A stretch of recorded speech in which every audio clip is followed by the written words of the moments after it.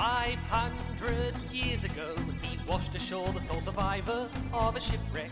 And upon the skull of the man who killed his dad, he said, "I'm mad, I must eradicate piracy, injustice and cruelty, and all my sons will follow me, so evildoers will believe that this man cannot." G'day everyone, and welcome to Expand the Fandom Podcast. My name is Dan, and I'm one of the team at Chronicle Chamber and our website chroniclechamber.com. Joined tonight by a wide array of the Chronicle Chamber team. Really exciting tonight because it's a big announcement and a big publication, and something that we've been hinting at for a while, or that is coming in time for Christmas. So we'll talk all about it. You already know I'm talking about the Phantom Bible because that's the title of the podcast. But what is that, and where's it come from, and what's the go with it? And to talk about what is a really exciting publication, I think, is, as I said, a wide array of the Chronicle Chamber team. So we'll start with Jerm. How are you, Jerm?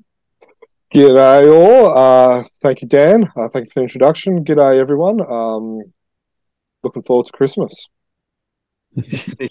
Yeah, is that we're recording early in December, which means, Steve, you're nearly on Christmas holidays as well. How are you, mate? Yeah, I'm good. One more week to go, and then I'm on holidays. And I'm very much looking forward to this podcast and hearing how it was built and how it was developed, but also hearing from a couple of creators who, on my screen, they're actually on either side. They're bookending the conversation. I think is going to work out well. That's very appropriate, and you're right. We do have a couple of creators, but Chronicle Chamber contributors as well. Many men of many talents, we might say. Also in Melbourne, with near Steve, is Duncan. How are you, Duncan? How you going? I've managed to make it inside the house, as opposed to Steve podcasting from the car as usual. Thanks for having me on the show today, and it's very much looking forward to seeing the official unveiling of the Phantom Bible website. Yeah, absolutely.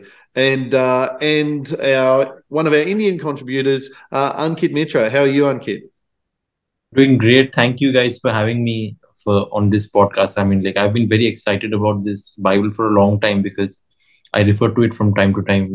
It was being developed, and it's a huge thing because I myself am a continuity freak, and it just makes me feel a lot more safe when I'm reading it in some ways. We all know the Phantom series are all over the place. Very good. Very true. Well, as we've said, with Ankit as an artist for Shakti or Regal, mostly Ankit. Kind of both. Well, and Duncan, of course, is a writer for Fru. It's fantastic to have people who are published creators to be talking about this, the Phantom Bible. Now, we might as well dive straight into it. And Jem, I'm going to ask you straight up, in 25 words or less, what is the Phantom Bible? What's the bird's eye view, big picture? What is it? Okay. Basically, I'm trying to think. It's an online resource which narrows down continuity, and a stable timeline, a stable Bible reference guide of the Phantom. When there's contradictions, we highlight it, we tell you which one to go for, and it's basically for creators. It's not for the fans, so to speak.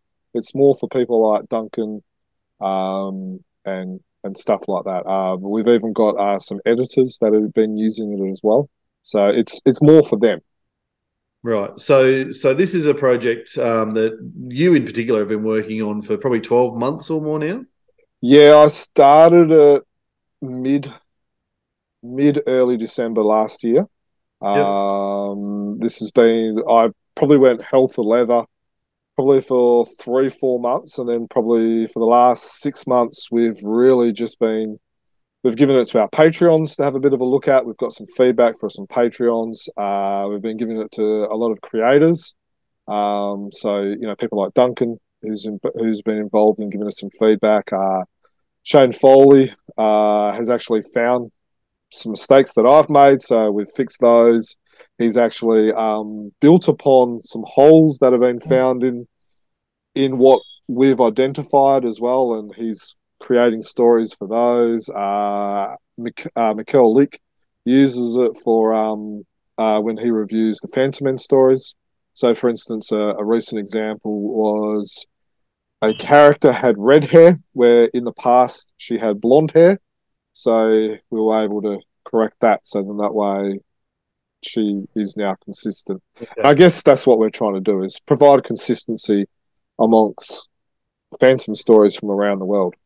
Right. And now that's a really important point, I think, that word consistency you just said there, because one thing that we do know as fans ourselves, but also as people who speak to fandom comic readers, that idea of a continuity of the fandom is much more important for this character than it is for a lot of, characters from other franchises. Would I be right there? Marvel readers, DC readers are far more accepting of alternative timelines and alternative universes and things being different. Whereas fandom fans are very much, like the continuity of the fandom, and that's part of the appeal. Yeah, it might have something to... I'll be interested in what the others think on this, but it might have something to do with the fact that we're all old as well that read the fandom, and maybe we're less forgiving. Well, I think you're being unkind to Ankit, who I think has got us all covered in the youth stakes. But I'm not that young anyway. I'm 34. I'm pretty much middle-aged in a way. Hey, see, I'm still in my 30s, so there you go. You've got a few days left in that, have you, Dan? So Ankit, why is continuity important for you? Dan, I'll be just intrigued of why it's important for other fans. For me personally, I have that it's probably my OCD. The thing is, continuity has always been important to me, and if anybody's seen my bookshelf, they'll understand why. But the very fact of the matter with the Phantom is, I find the biggest problem with the Phantom has been because of the issues is in storytelling. I'll say why continuity is important. Because if you look at it this way, Lee Falk himself was not very consistent in his stories. He was extremely inconsistent. So for anyone who's a fan, sometimes a fan is more obsessive towards something than, say, the creator. The creator thinks of it as... A creator's approach is very different from that of a fan always. Something like... It's almost like, you watch the World Cup soccer, right? The person who's playing on the field, he has a completely different way of thinking and what he's doing at that moment of time. Whereas fans, after the game is done, sit here, analyze and do things which he's not even considered. And that's exactly what happened. That's why we have Fox stories which are very, very convoluted. If you actually start reading them and then you start going back and then you notice so much inconsistency that it's just very difficult to wrap your head around as a fan. Yeah. It's very difficult. Then you have to be a little bit detached. It doesn't matter, but it does matter. That is the important part to all the fans, because they love the character so much. It does matter to them.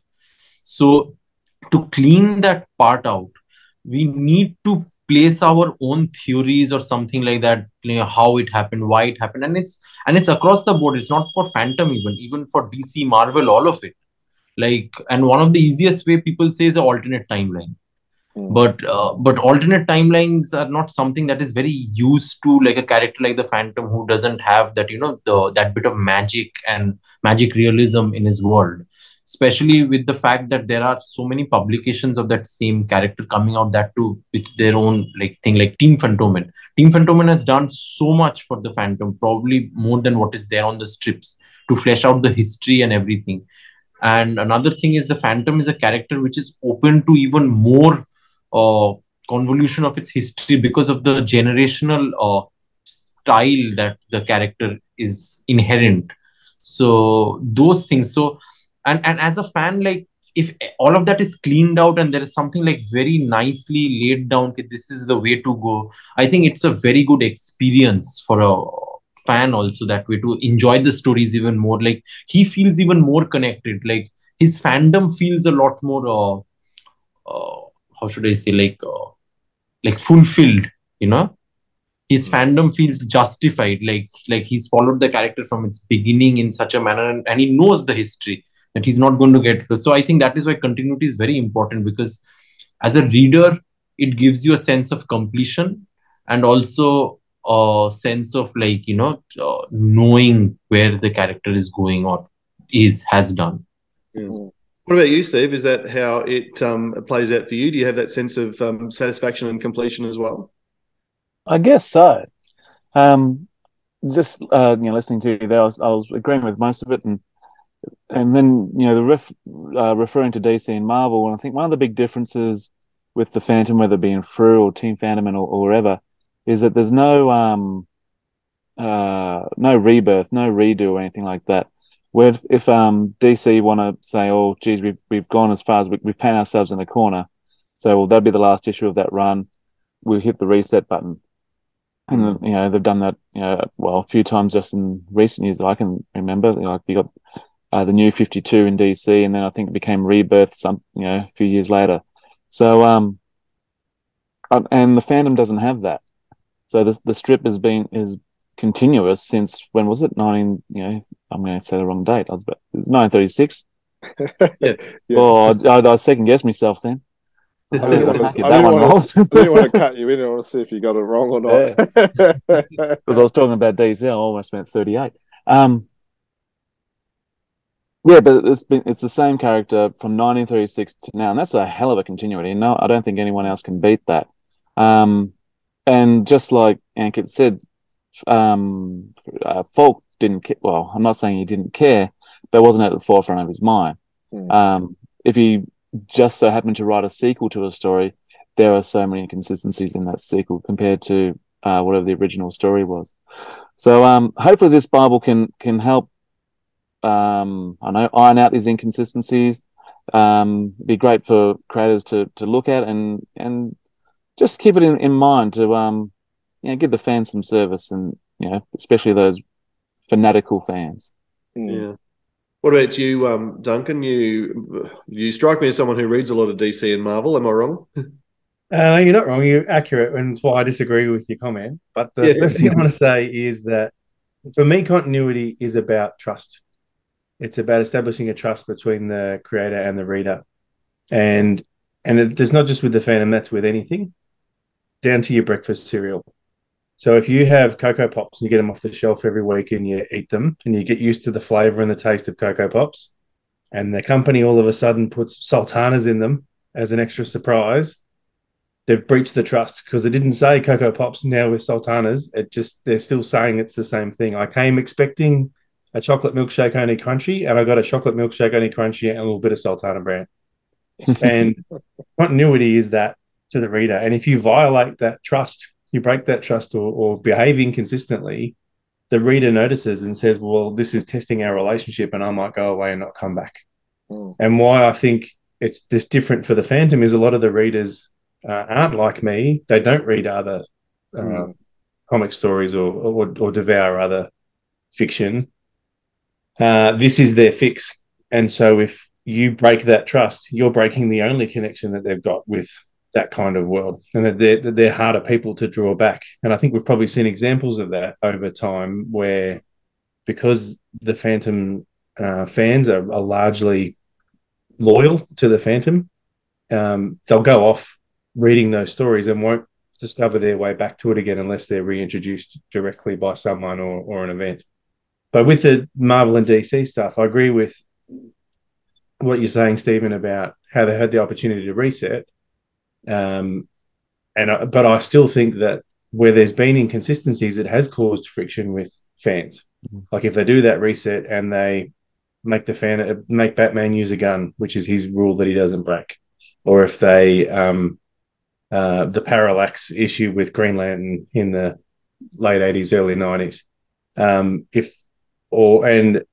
it can go bad like those examples, or it can go well like one of the unwritten rules in Marvel for years is that there were two characters you couldn't bring back to life. In all of this, Superman died, Superman came back to life, the Hulk died, the Hulk came back to life. The two characters you couldn't resurrect were Uncle Ben from Spider-Man and Bucky from Captain America, because they were part of the reason for that hero becoming the hero.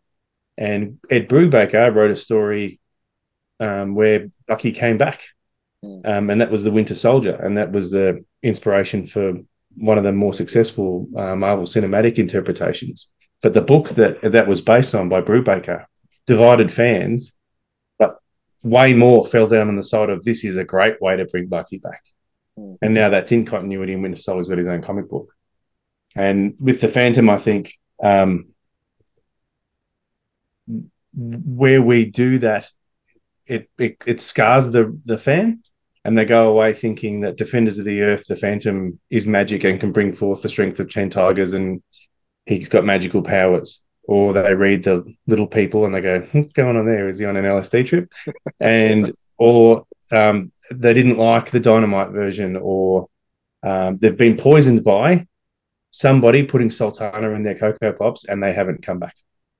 Well, that's it's a metaphor that even my kids would understand, Duncan. So I thank you for that. It's a really good point, and I guess it raises the question about you're getting me thinking about maybe two levels of continuity. Like in all those resets that you're talking about, the issues that people had would be if the character was different. The character still needs to be the same. It still needs to have all those same attributes. Green Lantern still needs his ring.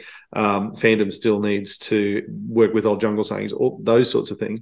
But what strikes me is that the Phantom readers are probably more attuned to the Phantom universe as well, whereas in the correct me if I'm wrong, but those American comics, you're more likely to be able to mess with the universe and the other characters as long as your main hero is the same. Would that be right? Yeah, and like there's been some successful like what if kind of storylines with those other publishers, and there's a great standalone miniseries of Batman where Bruce Wayne just becomes a detective, never becomes Batman, he just becomes a detective for the Gotham City Police Department, and he's still in pursuit of the more extreme of the villains that they're looking for, and he starts chasing a serial killer. And to your point with the Phantom, when we've talked about this in a previous podcast with Germ, I think my personal opinion is Falk had the option to do that natural reset in the storytelling that he had, having those different generations of the Phantom. He could have kept the Phantom story contemporary to real life and included things like World War II and the Vietnam era and introductions of technology and mobile phones and computers and things like that. But he had to reset the character each time to do that authentically. And so the inconsistencies that you're kind of getting are, like Ankit said, you're going to get them in 80 years of stories because some of those older stories wouldn't work now because there's technology to fix it or the culture is different. Yeah. All right, so we've talked about why continuity is important and who it's important to. Let's focus on, I guess, what you in particular, Germ, but Chronicle Chamber is trying to do to support fandom writers and creators in that, and that's in this creation of the online resources. You've titled it the Fandom Bible. It's at fandombible.com. Anyone who wants to go and check that, I'm sure the link's in the show notes. There's no doubt about that, and hopefully you've already had a good chance to scroll around and explore. But just for people who haven't, and for people who are starting to think, well, hang on, don't we have an online resource that already tells us all about the Phantom and all the rest of it? That's the Phantom Wiki. So how is the Phantom Bible different to the Phantom Wiki? And probably, Jerm, you're the best place to answer that one. It's a good question. It's probably something that we probably spent a good month or so nutting out and trying before we even started adding the content, is how can we make it different to the Wiki? Is there room for it, or could we just add to the Wiki? And the conversation actually went beyond us as well. In the 5 or 6 of us in here.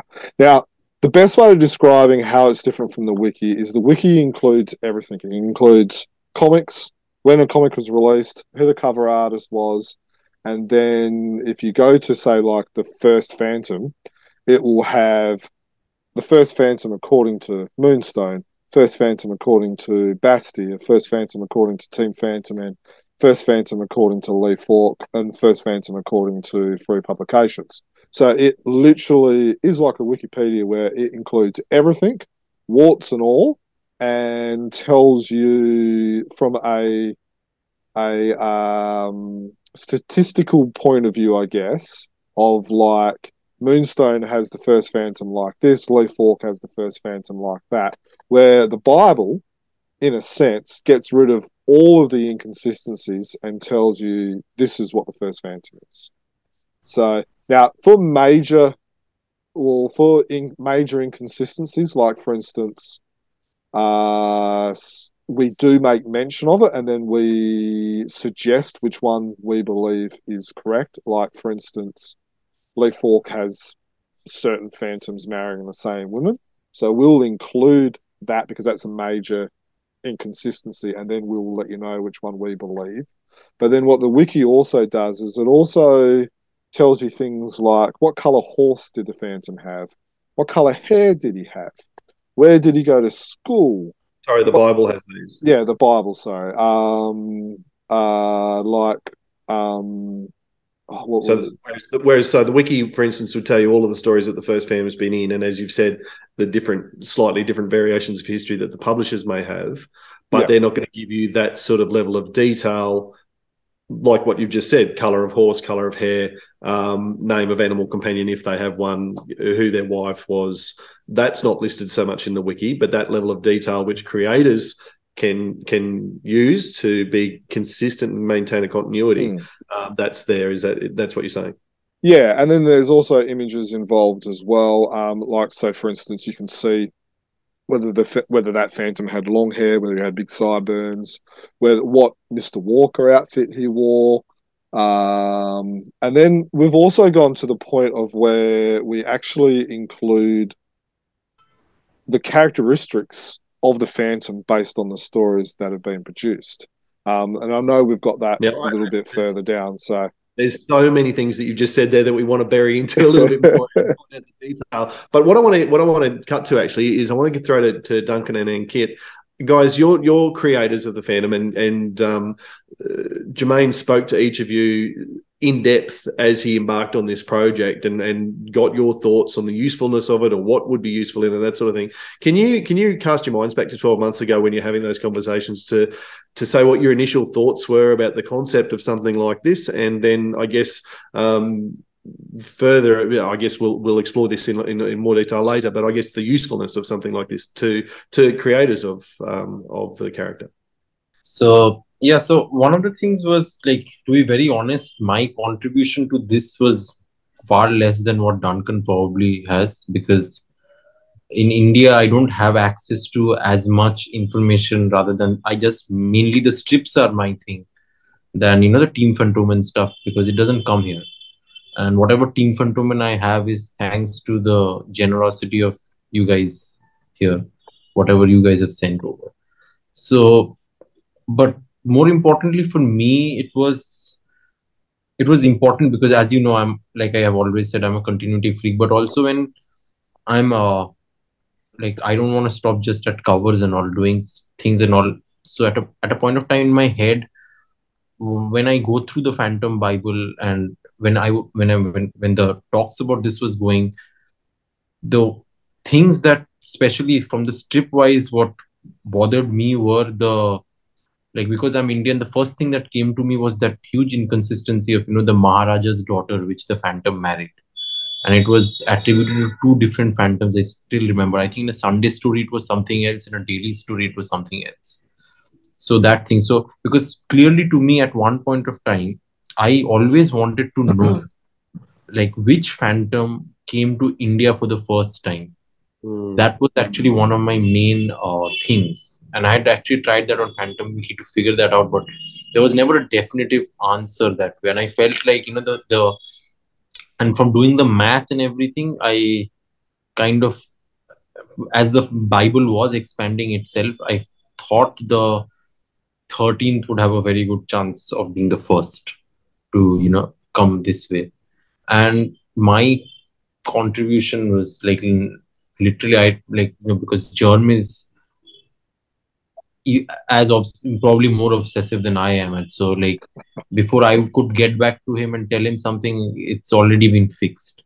And so things like that. So and it was very helpful that way, because for me, the point you mentioned, that in the wiki it was always Moonstone this, that separation of all the different publications having their own timeline.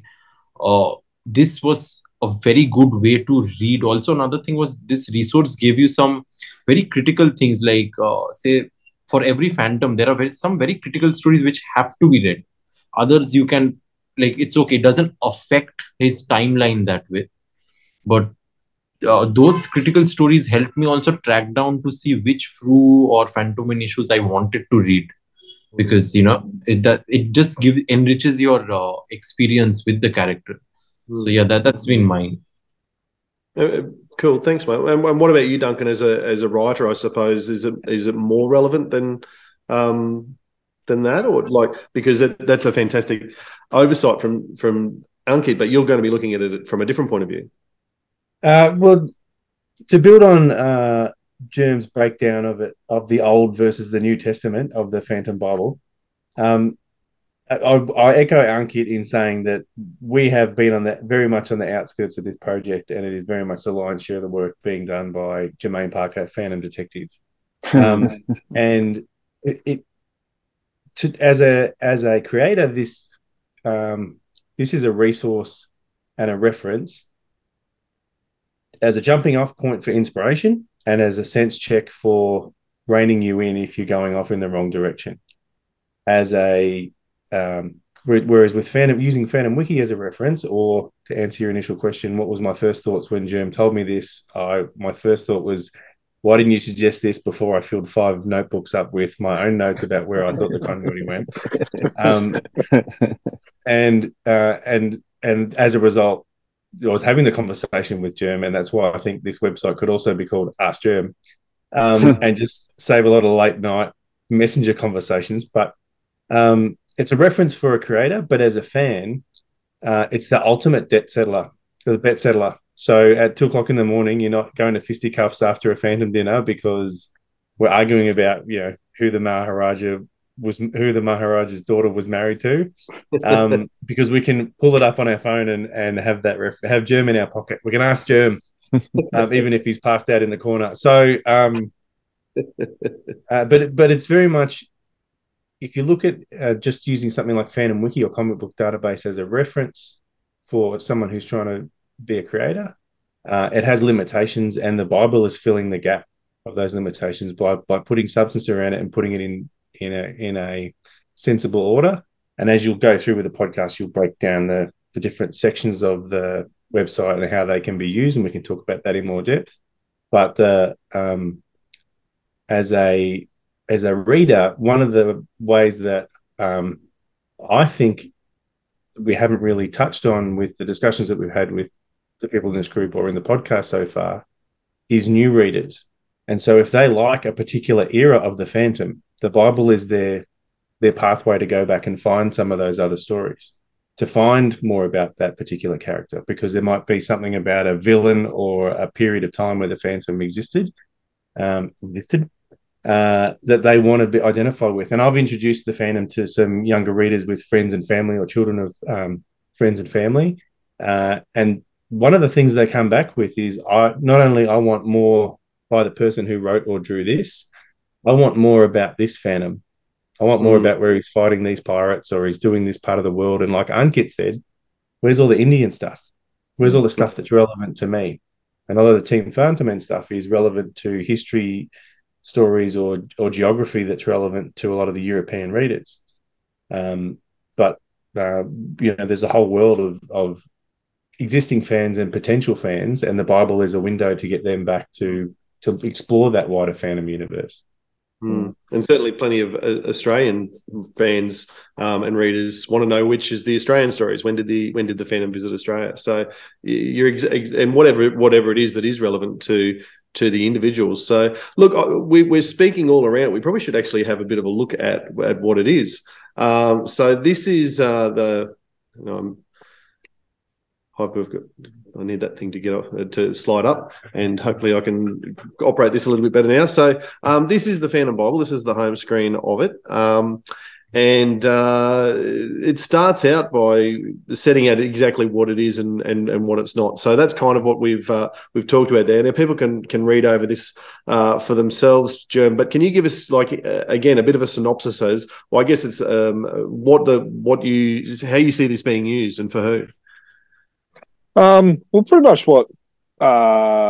pretty much what Duncan said. Duncan said it quite well. So, it initially was for me was a resource for the creators because I got sick and tired of reading stories where creators are thinking of the Phantom as Tarzan dressed up in purple or Batman in the jungle or reading horrible stories like President Kennedy's Mission. They were just irritating me. They were really irritating me. All these really poor stories. And I just thought there needs to be something. There needs to be a Bible, and so I got. We even did a podcast on it, and I just thought no one else is going to do it, so I guess let's just do it. Well, it does take a special level of obsession with which Ankit has already referred to. And when you say you knocked out a lot of this in the first 3 or 4 months, I do remember a number of conversations with you, and you're just knee deep in this all the time. Let's just sort of go through and show people a little bit about it, I guess, so that they know the depth of what we're talking about. So the homepage we were looking at there, so that you've got a subsection, the myth here, which goes into, I guess, some of the key elements that I guess when I was referring to earlier about what makes the character, these are the things, these 8 things are what makes the Phantom as opposed to another character. So the legend behind him, the oath, the costume, what the skull ring, the good mark ring, the Phantom's face, Mr. Walker, and old jungle sayings as well. Which is one of the ones I mentioned again, just to duck into one randomly, the skull ring we've got here.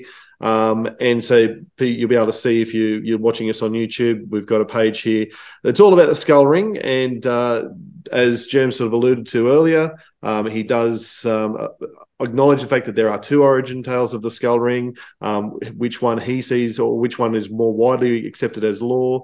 And then some reference points to both of those for people who want to see them, and some various examples, I guess, for artists to see how other artists have depicted the skull ring, and also identifying that the skull mark leaves a mark, and you need to include that, and what the Phantom does when he's not doesn't want everyone seeing his skull ring as well. So really good example again, if you're a new creator, exactly how that aspects you know that the skull ring is a thing for the Phantom, but what exactly does it mean? Sorry, just to cut in there, you make a good point where, like, doing this podcast, you talk to so many writers or artists, and you talk to them. Oh, so King Features give you some source materials, and they go, nah. And I said, what do you mean? Do they give you the stories? Nah. I said, do they give you like a list of this is what the Phantom looks like, or nah? And it's always the same thing. So I guess that's what this is supposed to be. So then that way when Duncan, because he can do everything else, starts drawing his own stories, he can actually see what the costume looks like, where the mask goes, what the skull ring looks like, what a Mr. Walker outfit looks like back in the 1600s, or there's all those resource materials. So then that way, one, the writer doesn't have to produce as much, which means, or he doesn't have to find it himself, which means it's less work for him, which means he can do more. And then the artist doesn't have to make up stuff or create his own inconsistencies because he wasn't shown in the first place. I've just I was scrolling through the Mr. Walker costume page while you were talking. I had to stop here because you mentioned President Kennedy's mission earlier, and I have a suspicion that that the Phantom suit out of context might have come directly from that story. You wouldn't have him strolling into the foyer of the United Nations headquarters. Where have I seen that in a story before? I think that's fairly pointed, Joe. Look, some of this was written and discussed and done at 1, 2, 3 o'clock in the morning. There was some late nights doing some of this, but look, it's and to be honest, it wasn't just me who pointed that out about this story. I've had conversations with at least half a dozen to a dozen examples of people saying, why have they done this or anything like that as well. So it's not just me. Yeah. All right. Well, we'll keep moving through. There's a section here, essential lore, and that is who the Phantom is. And I know that there was a lot of conversations, Duncan, that you were particularly involved in at this stage as the essential lore was coming together. Do you want to give us a bit of a behind the scenes to the types of conversations you were having with Germ as these pages came together? Ethics and moral code, generosity, the courage of the Phantom, the justice, the strength. All of those elements. I think it goes back to what we were saying earlier, where the essence of the character, and so a lot of the I guess motivation behind Germ's frustration and shared by a lot of the fans is when either a publisher or a creative team or a writer or an artist interprets the character in a way that we're not expecting, and so. And hence why he's created this resource. And I think with some when a new publisher starts off with writing, new stories, they might go off on a tangent because there's a particular style they want to represent, or a particular story, or a time period, or a futuristic or past story, or whatever they want to do. Having these key elements that are listed there, we're sort of saying, distilling it down to saying, if you want to make him a steampunk person in that world with the rules of that universe, if you want to put him into the future where he's AI and he's a robot, and if you want to go back and look at a caveman Phantom and what that would look like if the Walker line extended back to Cro-Magnon man, as long as the essence of the character stayed the same, the fan would more than likely go along with you. Perhaps if Lee Falk had read that, we might not have had the little people, but that's not the point. But in people get that copping it from you today. Just as we pulled up the animals page, and Steggy features and is therefore part of the Phantom Bible. I'm less offended by Steggy and Sue than I am by the little people. But because it's so hard to explain away. But the pit you're hovering on there, I think it comes a lot down to his ethics, because that's really his morality is what sets him aside from the average man and what sets him aside from other characters. And I think if you really talk to a lot of true Phantom fans, it's the Phantom's virtues that appeal to them, that he is the embodiment of the things that he believes in. He is his principles. And so if he makes those rules for himself, that he'll follow them, that he doesn't kill people, and that he'll always do things for the side of good, and that he'll fight evil, piracy and cruelty in all its forms. And if he doesn't do that, then you're violating the trust of the fan, just like the Phantom would be violating his oath. And I think the person who that kind of character appeals to, because they're not seeing that same justice in the rest of their life, or they want that escapism, or they're a kid who wants someone to aspire to, an aspirational hero, and that's what the Phantom was to so many young fans that became older fans. It's because he's showing that ethical code or that moral code, and we talked backwards and forwards with Germ about ethics, about different kinds of why he wouldn't be a certain kind of ethical belief system over another. And so, for example, consequentialism, or where you're saying like Captain Kirk, the needs of the many outweigh the needs of the few. That doesn't apply to the Phantom, because with that, with consequential ethics, you could make an argument like Thanos in Avengers Endgame. He's trying to say the needs of the many outweigh the needs of the few. And he's saying the world can't exist the universe can't exist if we have this many people. So if I snap and just randomly take half the people away, the universe can continue. If I don't do it, you're all going to die. And that's an example of consequentialism, where he's saying, I'm ultimately doing a good thing. So if I have to do a bad thing to do it, it counts. Whereas that's an anathema to the Phantom, that goes against his moral code. And so that's where we landed on if you had to put a label on it, you'd say the Aristotelian ethics, or like virtue-based ethics. He's someone of temperance. He's someone who believes in justice. He's someone who believes in courage, and he lives those values. And that's why Duncan wrote a lot about that type of stuff, because I would have never been able to put it in words like that. Well, it certainly gives a huge background, and no one could be left reading this and going, well, I'm not sure what the Phantom should look like. I was highlighting there as we went through and looking at different things. So we talked about art styles there before. So Jerm, you've included a page as well, which links to nearly 24 Phantom artists, most of the most popular, most prolific, certainly most productive artists there. How did you enjoy going through and looking at the different artist styles? Yeah, no, look, it was fun indeed. One of the reasons why I chose those is because, and one of the reasons why I wanted to include this was every artist has a different style, and we know that artists have been told before, just copy Cy Barry, which, while that's good advice, not everyone can draw like Cy Barry.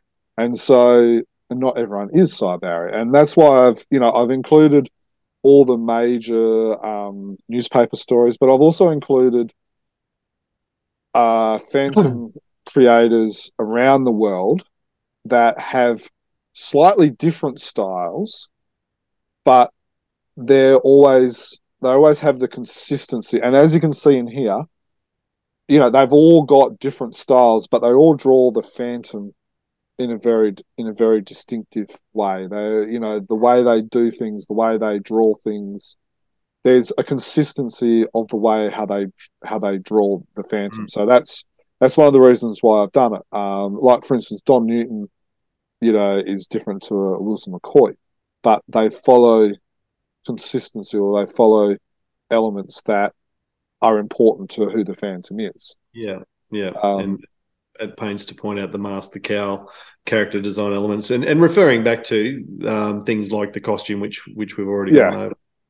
So I just thought it was important to be able to. So if you're an artist and you're like, oh, I can't draw like Cy Barry, but then it's kind of like, I draw more like Janice Auden, they can say, well, hang on, he's different to Cy Barry, or Alex is different to Hans Lindell, or something like that. But it gives you the ability to be able to draw your style, your Phantom, but have consistency. Yeah. Now, so we've gone over the essential or things that are must-haves. And I would like to chime in on one of those things that when going through the artist things, if you notice, if you like in the Chronicle Chamber interviews, if you notice, I remember in Kari Leppanen's interview or not, they were all specifically like all the artists over here who are Team Phantomen ones. If you notice, like in their interviews, they were always told to draw the face like Cy Barry, So it's very interesting the way, and it's not just them. Like I remember, like initially with my cover work, I was also given the same advice from Henrik Salstrom, because it's supposedly that there is initially I was a little resistant to that fact, because I felt like every artist should give their thing, but then you realize that there are certain that size design is not just size design anymore. It has evolved beyond that, and it's become almost like how Batman's emblem is.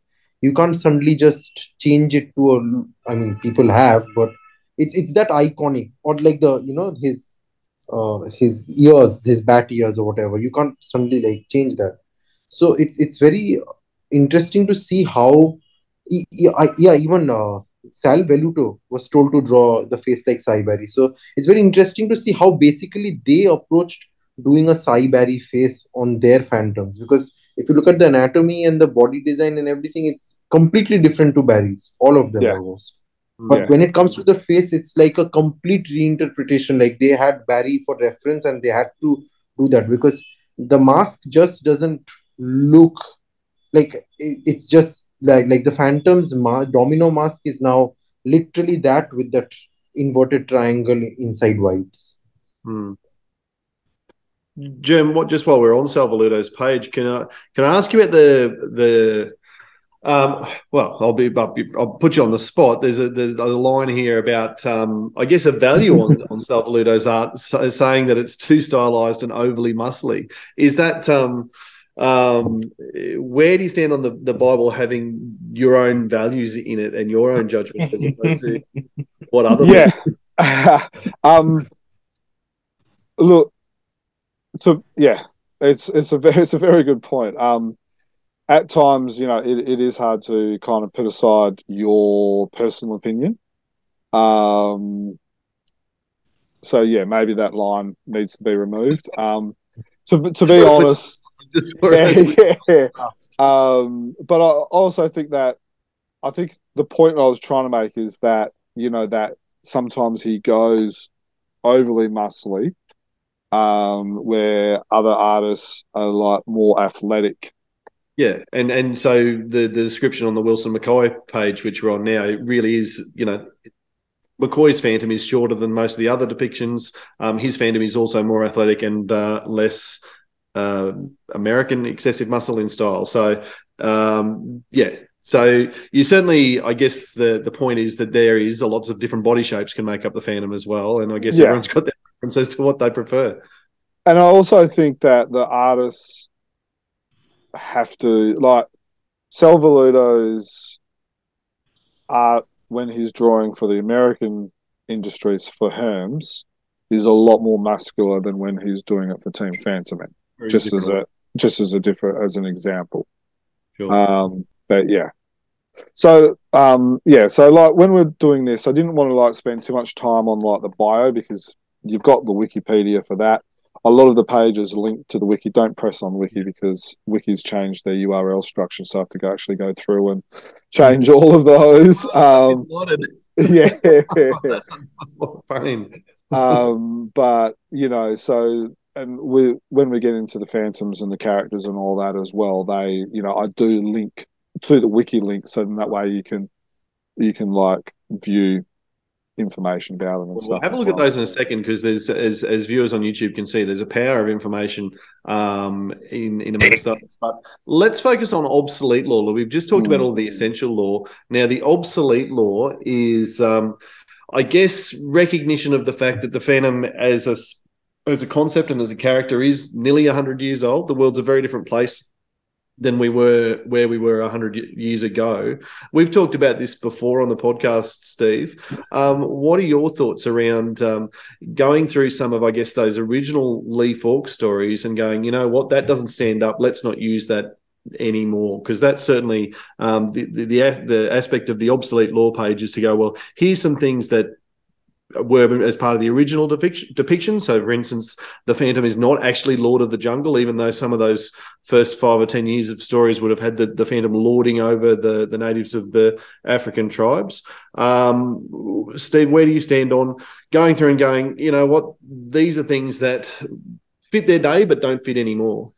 Yeah, definitely. Well, the character was nearly 90 years old, nearly 100 years old. You're going to have stories that are very much a product of their time. And one of this thing, highlighting here, the Law of the Jungle, he's definitely not that now, and probably hasn't been for the last, I'm going to say, my time, last 40 years, I don't remember him really being the Lord of the Jungle, but always a great advisor to the chiefs and always invited into the tribal chief, or he might even host them, but it's the tribal chiefs that are actually having their meeting, and the Phantom is just there present, maybe the mediator, I guess, but not lording it over anyone. He's the guy in the middle to try and make sure everyone gets a fair go. So you don't see things like trying to play on the native superstition. I think is that the one with the skull coming out of the old smoke and mirrors Wizard of Oz type thing, try and fool people. And of course you got the I am the law here, and he's a protector more than a judge. Yeah, when you say I'm the law here, that sounds more like a Judge Dredd type thing, judge, jury, and executioner, which he's not. He's a helpful fellow who, if you came across him in the jungle, you'd be very, very happy because you're going to be in safe hands. Whether you're whether you just stumbled into the jungle or whether you actually live there.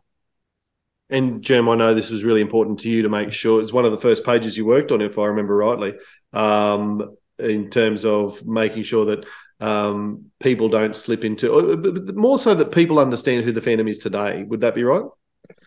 Yeah. Look, I think most creators would understand that the Phantom is not the Lord of the Jungle. It's probably look.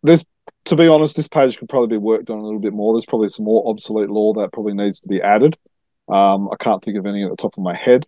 But this is probably a page where some could be added. But yeah, I just think it's important to be able to. I guess also, it could also be used more as like a defense of the Phantom as well. Is that that was the case back in the 30s and 40s, but since the 50s, it's not really.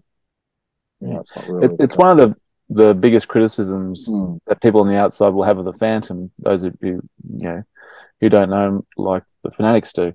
So, this white fella overruling all the local natives, and it's just not that. And so it's important to say it was, it's developed.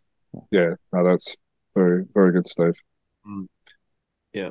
All right. Now this is. Can we just go to the criteria? Yeah, sure. I just think so. So this criteria page. Sorry, Dan. I'm not sure if you remember, but we went backwards and forwards over a lot of this, and this is kind of what's evolved from 6 months of discussions, and even before that, we've talked about the Bible in one way or the other probably for the last 2 years, and we've talked about it with other people. Is there a Bible? And I actually know that Mikel Sol actually started a Bible back when he was editor.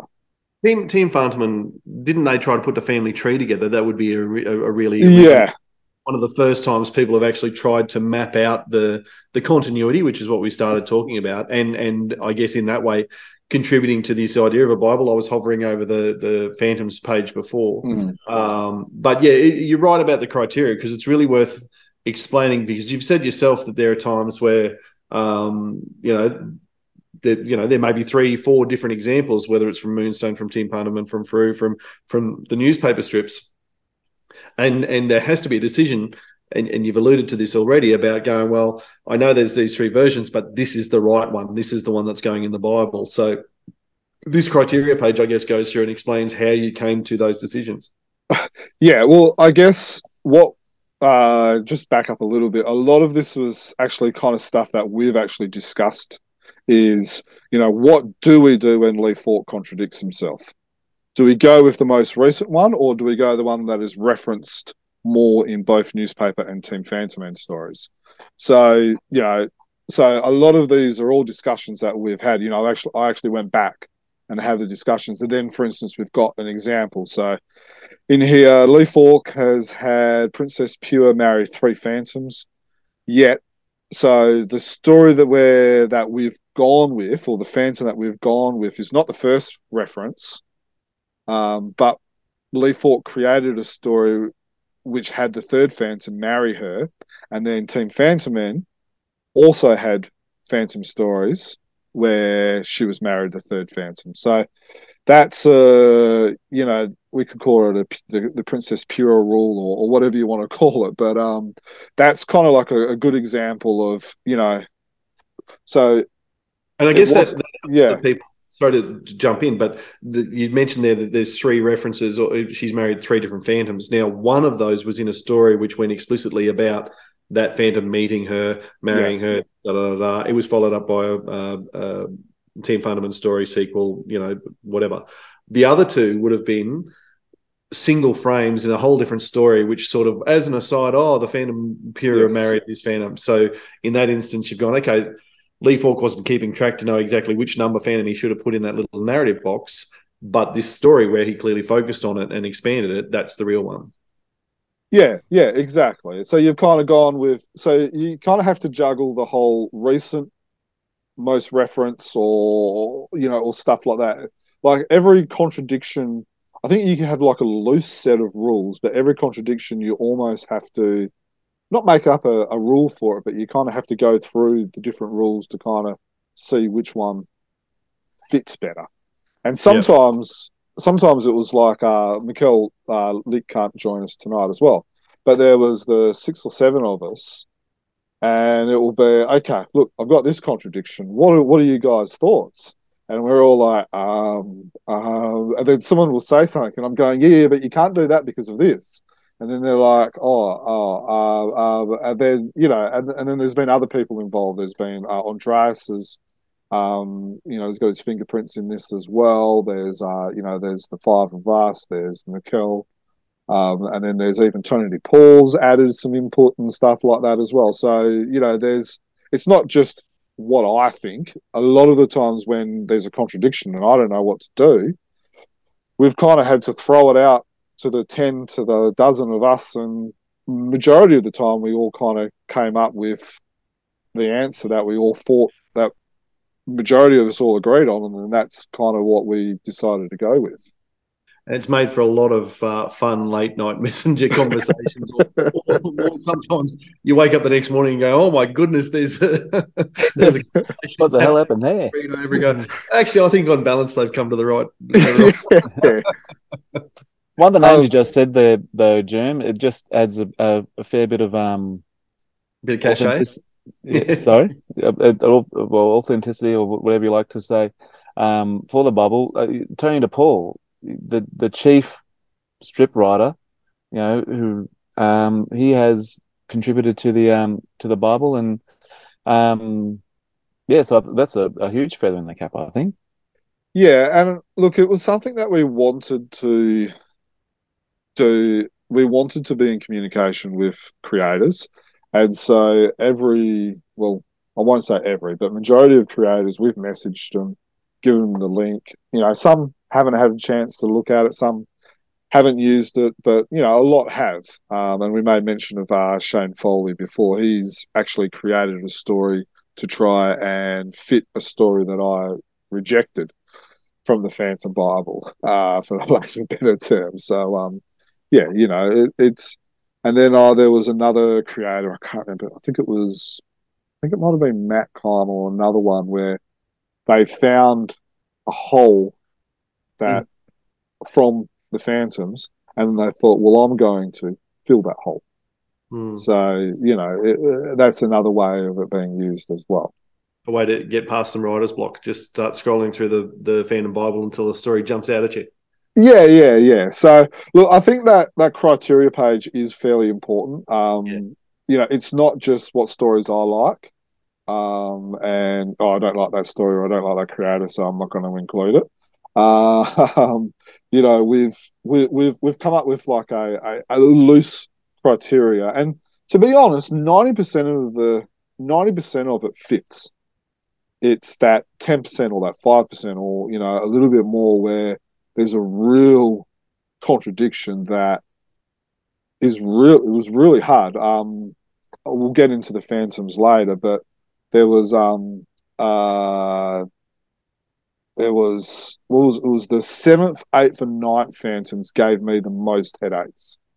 And right. also, why don't we have a look at those in a moment? But I think that in terms of what you're saying there, really important, this line here, the list is an ongoing, ever-changing document. Now, I guess that's the beauty of this being a website rather than a published book, is you get the opportunity to amend and correct. And you've already said that a few people have pointed out areas that you hadn't seen, or because the amount of research, the amount of reading of Phantom stories that must have gone into this, Jermayn, is just...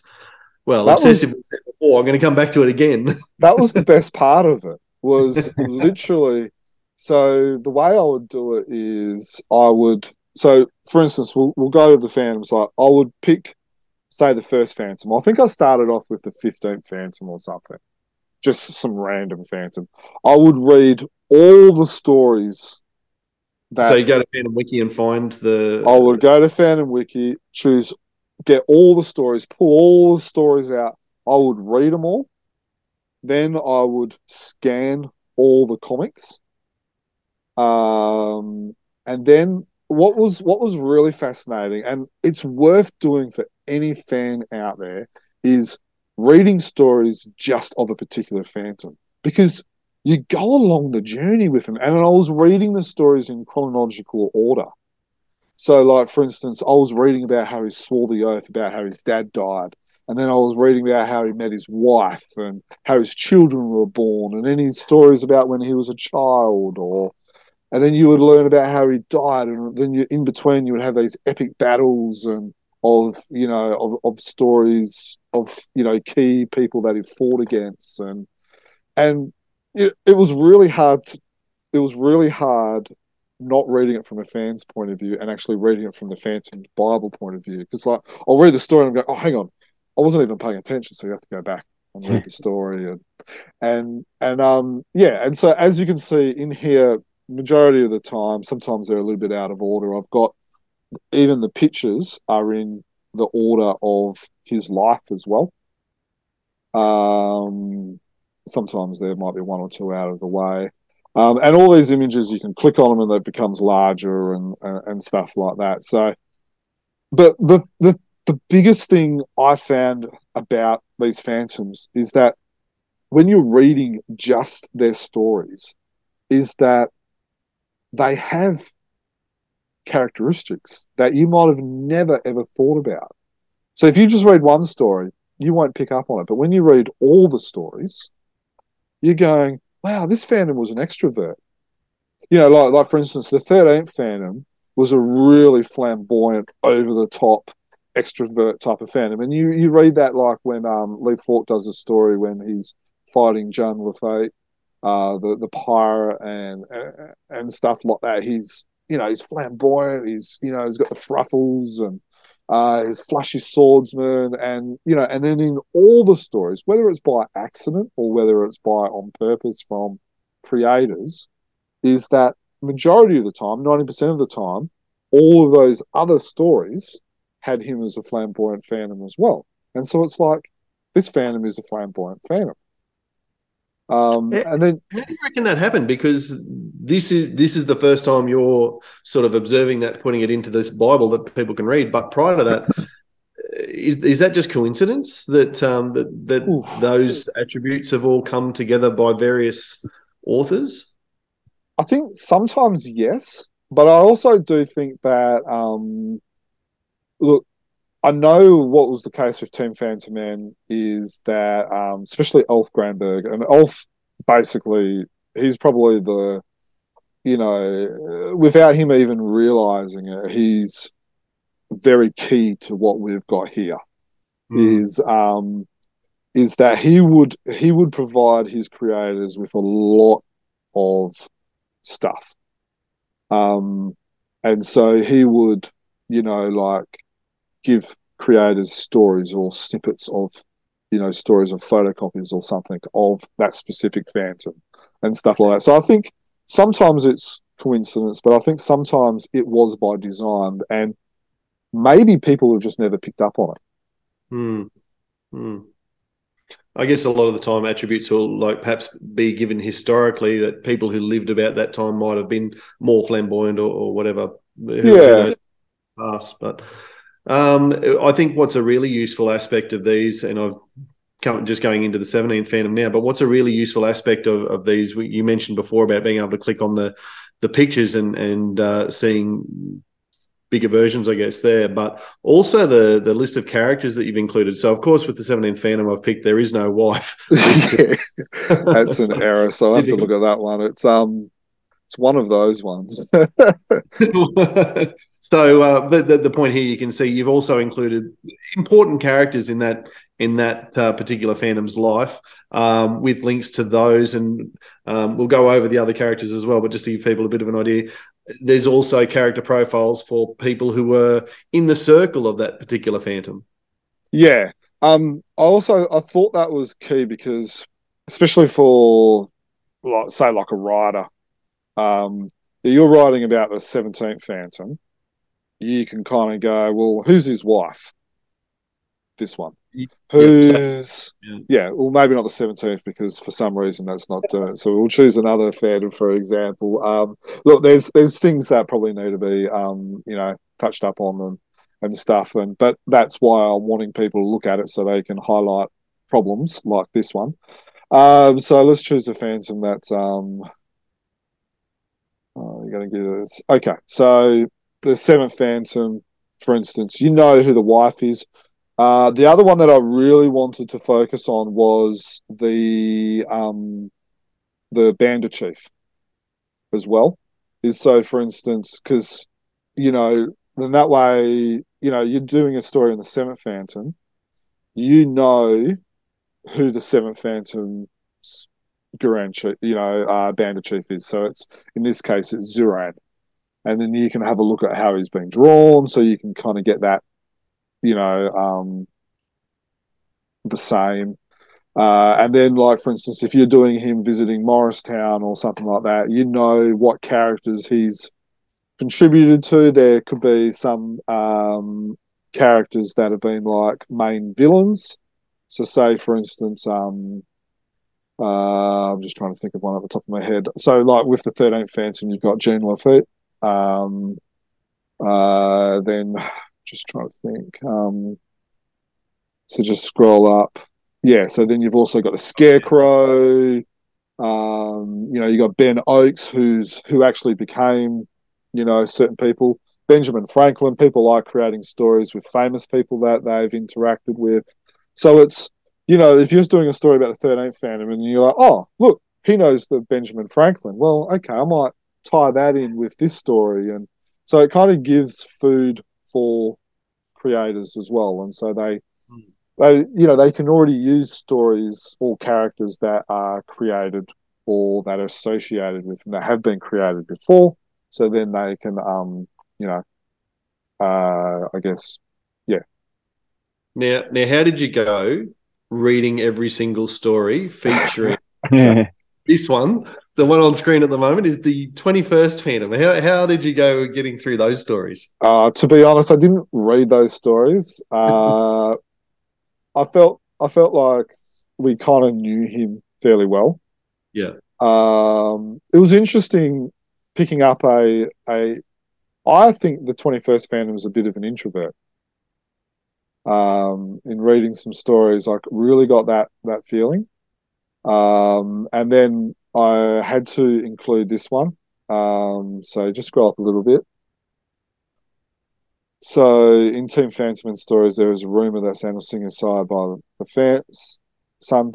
At this stage, it's not clear who the father is. Again, when Andreas clears that up mess and it's not going to be the Phantom's son, that can probably get removed. But, you can add and remove elements as you kind of... and then, as you can see here, you've kind of got the timeline. Now, I wanted to really... The other thing that I had to do, as you can see in here, I've included stories from Team Phantom, but also newspaper stories.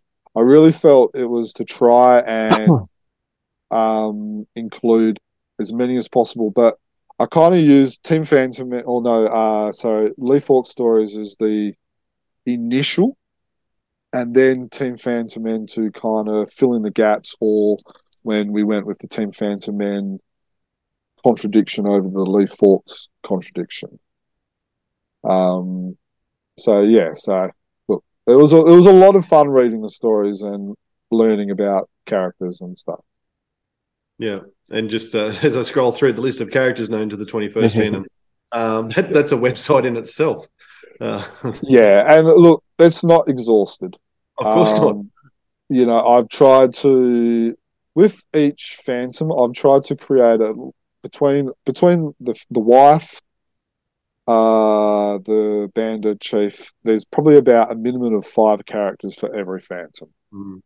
So coming onto that characters page now, you can see the way that's been organised there. So you can go, all right, I'm keen to see some secondary characters.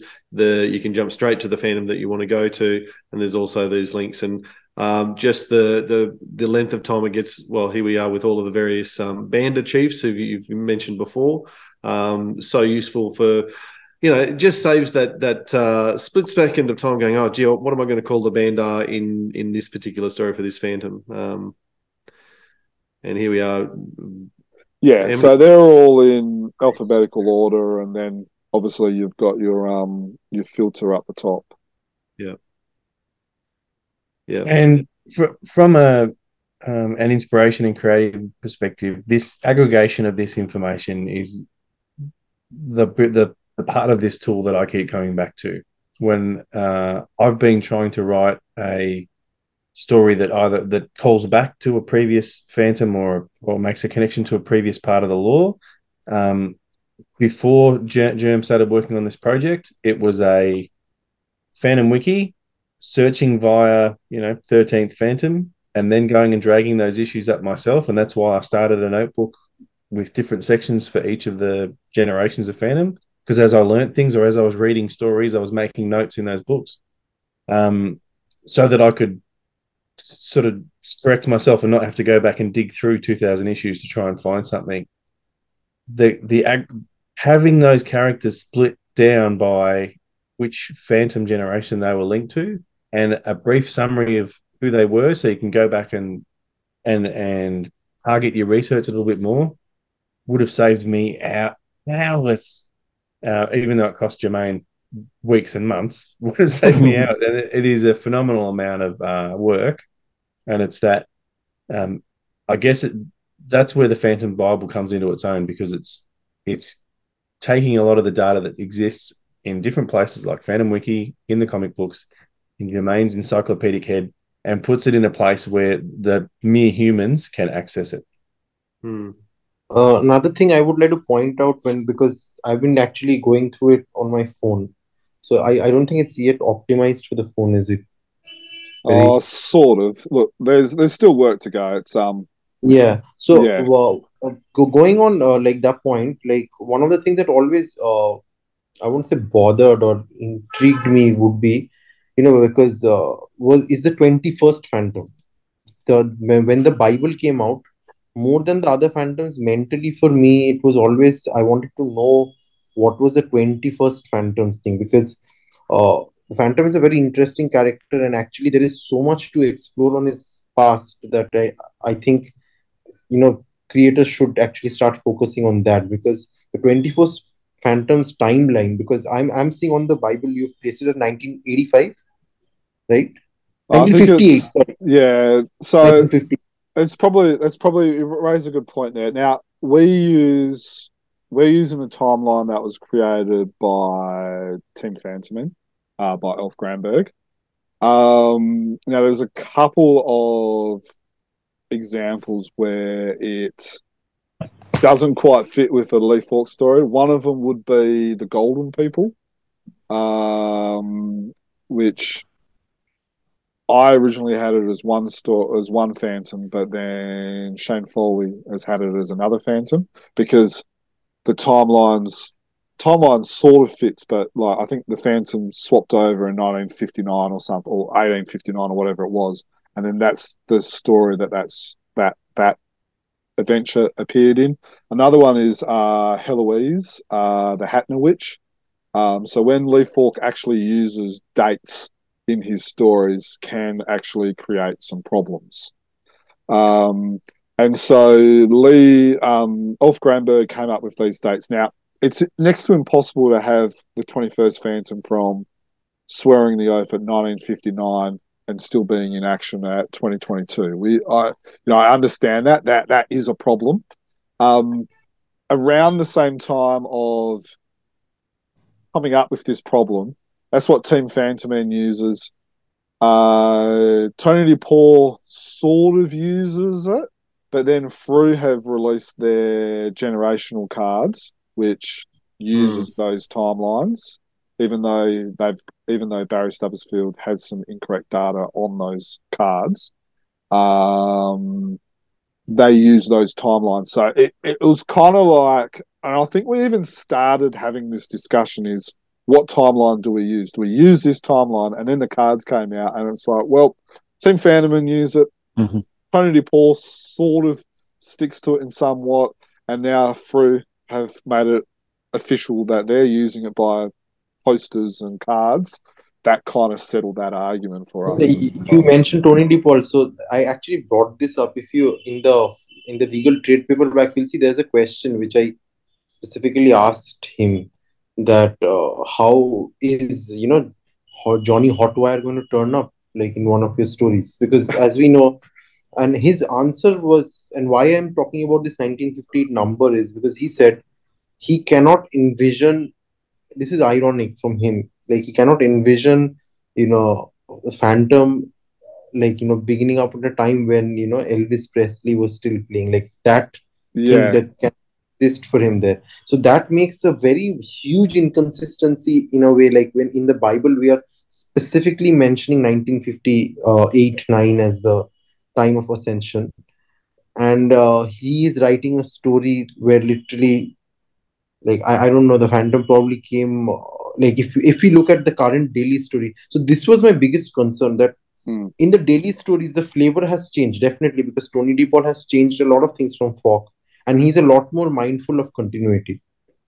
And but what it has added is when he's introduced more elements of technology and things like that, and rather very modern contemporary settings, it is pushing that narrative of also like whatever he's done with Team Phantom in there. So there is a huge like a narrative issue with his Team Phantom work and his strip work, while he continuously still reconciles them by putting in little references of, say, Aaron in his strip, and like the like all that stuff, or even the Crocos, like or the two Crocos stories, he actually put it on the strip where he said, like, I buried two people over here, two bad people. So that is like basically a Team Phantom and Crocos stories. So for me, the most amount of work for this Phantom Bible will actually be through the 21st Phantom, because it's, unless we get a definitive thing like when his ascension is and where it is,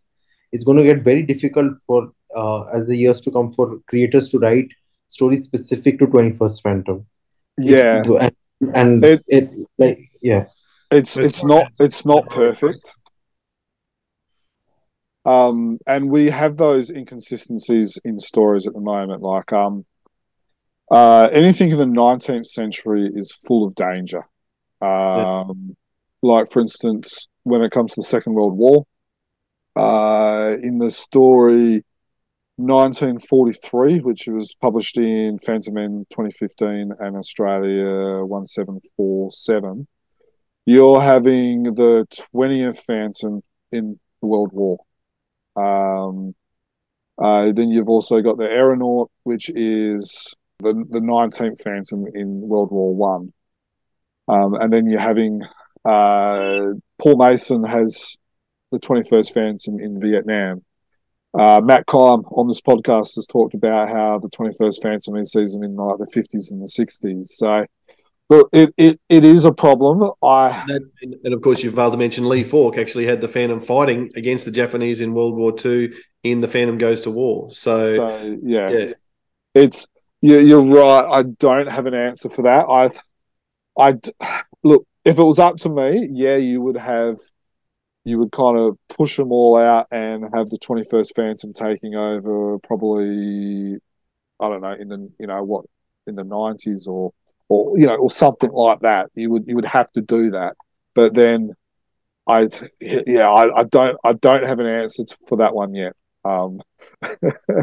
So I've just stuck with what Team Phantom has got.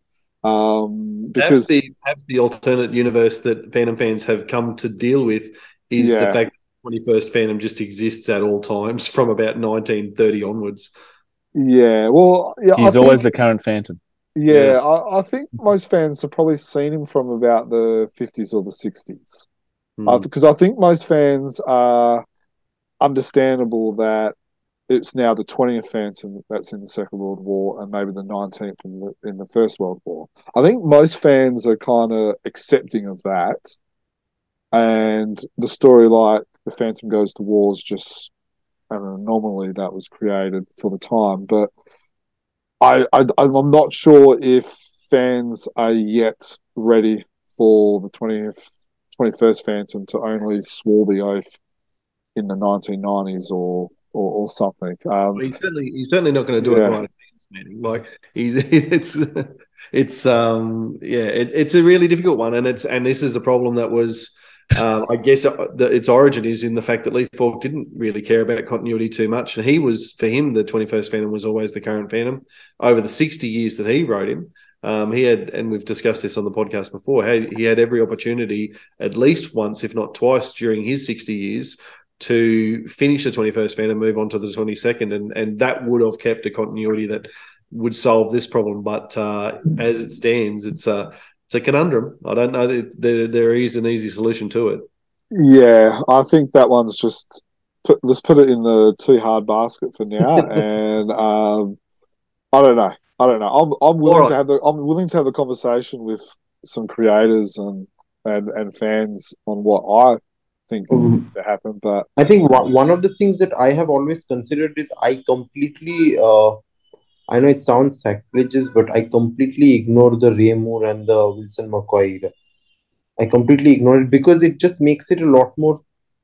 It's easier then just to like somehow fit in with, because Barry's writing is very contemporary to the that time of 61 when he took in. So if I practically think of 61 as the time when the 21st Phantom took his oath, it would make sense in some way. Like with the Barry thing, 61, I can still put him sometime here. Well, maybe that's where the 1959 comes from. Maybe Ulf Granberg and the powers of Team Phantom did the same thing. Well, Ankit, I think you've just shown your tender age of 34 there, because no Phantom fan is going to grab McCoy and Moore, surely. No, it does definitely remove the chain of patience story, which I really dislike. But I love the chain of patience. Anyway, right. We've looked at the 21st Phantom. Let's focus on another Phantom that I know caused some conniptions for you, Germ. And I'm really interested to hear the story of how you solve the mystery of the 9th Phantom, when there's we talked about dedicated Lee Falk stories before. There's a really dedicated Lee Falk story about the 9th Phantom and the fact that he's the youngest of 4 boys, triplets to come ahead of him, and then he was the 4th son, the name of the story, I believe. And he was born a runt in that story, and is the shortest Phantom, and is the butt of jokes, but ultimately becomes the Phantom. And yet that presentation of the 9th Phantom doesn't marry up with a lot of other stories that have come before and since, it must be said. Yeah, I know fans out there love the story of the fourth son. Me personally, I can live with it or live without it. But I tried to, and all of yous will know this because yous are all on, the chat. I tried to marry up this discussion, this story in with it. But the story in itself is full of so many contradictions. Not only from Lee Falk, but also from Cy Barry. Like, Cy Barry drew Devil into the story, even though just in some random panels, you've got the 4th son just doing it, and then he's got Devil with him, and it's just like it just doesn't make sense. Not so there's that one. Team Phantom Man. This is probably one of the few times where I had to go with what Team Phantom Man created, because they've created so many stories about the 9th Phantom's wife, and then even the other stories that Lee Falk has wrote about the 9th Phantom doesn't match up with his own story, which is the 4th son. Mm. So it really is an outrider of a story, isn't it? It's really just different out there, and it just doesn't fit. So I had to make the decision to get rid of it. Now, in talking to Shane Foley, he loves the story of the 4th son, and I know there's fans out there that really love the story of the 4th Phantom. So he has said that if he could create a story that fixes that, would we reintroduce the story of the Four Phantom? And the answer is, of course, we would, because if there's plenty of holes, and I'm sure that he can create a story which will have the Phantom marry the Mongolian princess, and then also marry Flame as well. So I'm sure there's a story out there. And that was the other inconsistency with this story is, in this story, Lee Falk had actually moved Benguela back to India/Asia region, because it was a horse ride away for the Mongolian emperor who was taking African slaves. So there was just known as a horse warlord. They could go anywhere. Yeah, but it was so full of inconsistencies. And the more I read it, and no jokes, I would have read the story probably 5 times trying to find a way of having it fit. And it's just like, yeah, no, there's just no way that this could fit. And so I remember having the discussion with you. I said, with all you guys, and I was expecting a lot of hatred and, be lynched and martyred for my writing of the Bible and stuff like that. But it didn't happen, and I think once I listed all the inconsistencies and the reasons why it couldn't happen, I'm not sure if you remember that discussion, but everyone kind of seemed okay with it. So I think you're just lucky you're on the other side of the country, mate. I love that story.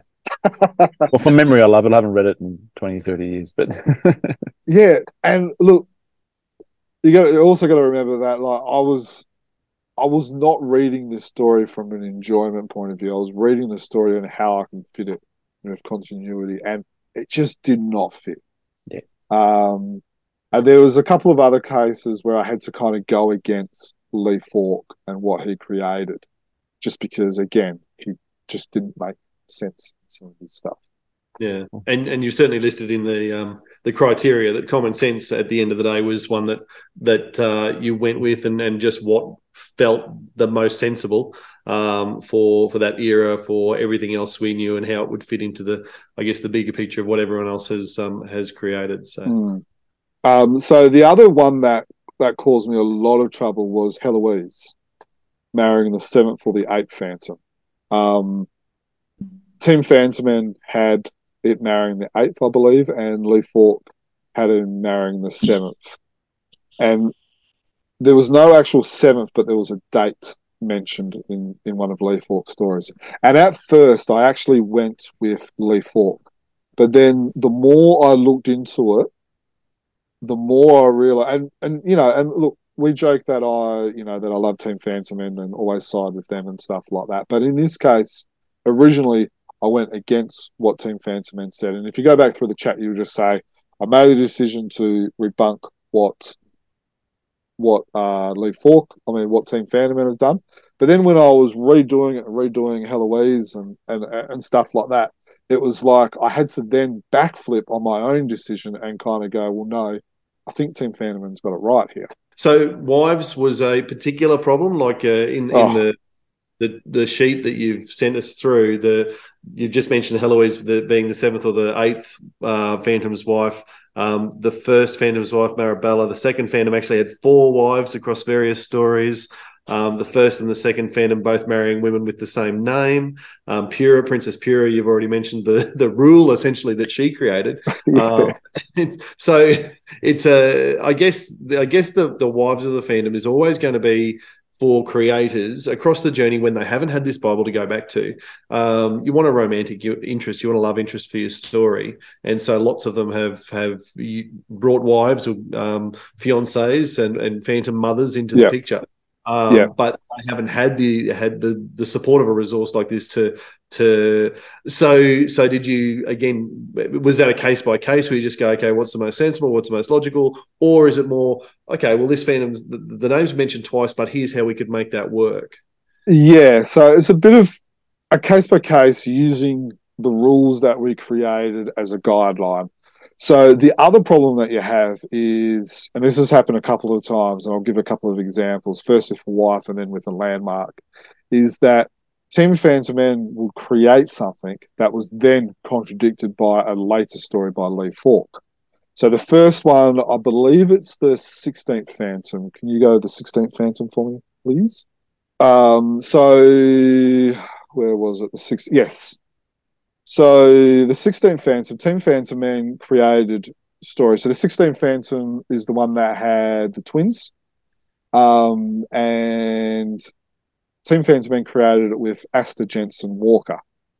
But then, in a later story, Lee Falk had the Phantom, 16th Phantom, marry Annie Morgan Walker, which in the popular story, The Phantom's Cowboy. Now, we all love that story. So, but what Lee Falk didn't do is he didn't make mention or feature Annie Walker having the twins. But that was done by Team Phantom Men.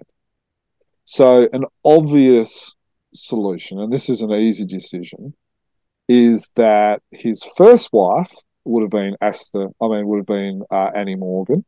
She died before they had kids, and then Asta married and gave birth to the twins. Because there's stories where Asta has the children and is the mother of the children and stuff like that. So you can't have it the other way around, because then you're creating more contradictions. And so if you do Annie Morgan as the first wife and then Asta as the second wife and the mother of the 17th Phantom and Julie Walker, you can then marry both stories. You're not having to flick the Phantom's Cowboy, which again is like the fourth son, are very enjoyable stories by a lot of Phantom fans. So does that kind of make sense? So yeah, basically you're saying here's a way you can write a story and it makes sense with all of the other things that we have. You're not going to contradict something else that's already out there. Yeah, and so if there's a writer out there, you could say, well, nothing's mentioned about Annie Morgan's death, so you could create a story of the death, which then leads into when the 16th Phantom meets Asta Walker, where there is a story where they meet. So a brave creator would make a story where Annie and Asta meet each other. Yeah, okay. That might make the Phantom Bible a little bit more difficult. Might have to go back to that whole justice and some of the essential law about ethics and moral code.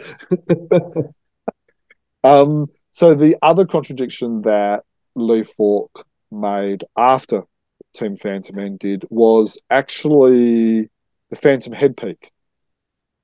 Yeah, now, we haven't the Phantom's World part of it. Okay, so you don't want us to go? Want me to leave that one? Yeah, you do. No, it's a good excuse to get across and have a look at this tab as well, which is more of the amount of work that you've done.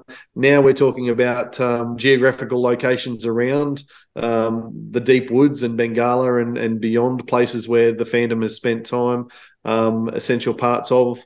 And even to the extent of, here are some different rooms in the Skull Cave, the Crypt, the Chronicle Room, the Skull Throne. So anyway, you wanted to mention one in particular? First of all, I want to make mention, did fans know that the Skull Cave actually has a shower and a bath? Let's go to the bathroom. I'll bet you a lot of fandoms did not know that it has an indoor waterfall and a bathtub. There you go, and has had since the Cybarry days. Yes. So, and then there's the bath, which has been used in Team Phantom Men's story as well. But it was a recent installation because Diana first used the waterfall outside the Skull Cave. And this is down that path, yeah. So that's Raymore. We've had the waterfall since Raymore. We've got Cybarry with the shower inside. Paul Ryan, I should say, depicting the I'm sure Tony DePaul has written that there's the bathtub there, but as you say, also been brought up in Team Phantom stories. Yeah, so that was something that I actually enjoyed finding out was remembering that there was a skull that was a bathroom.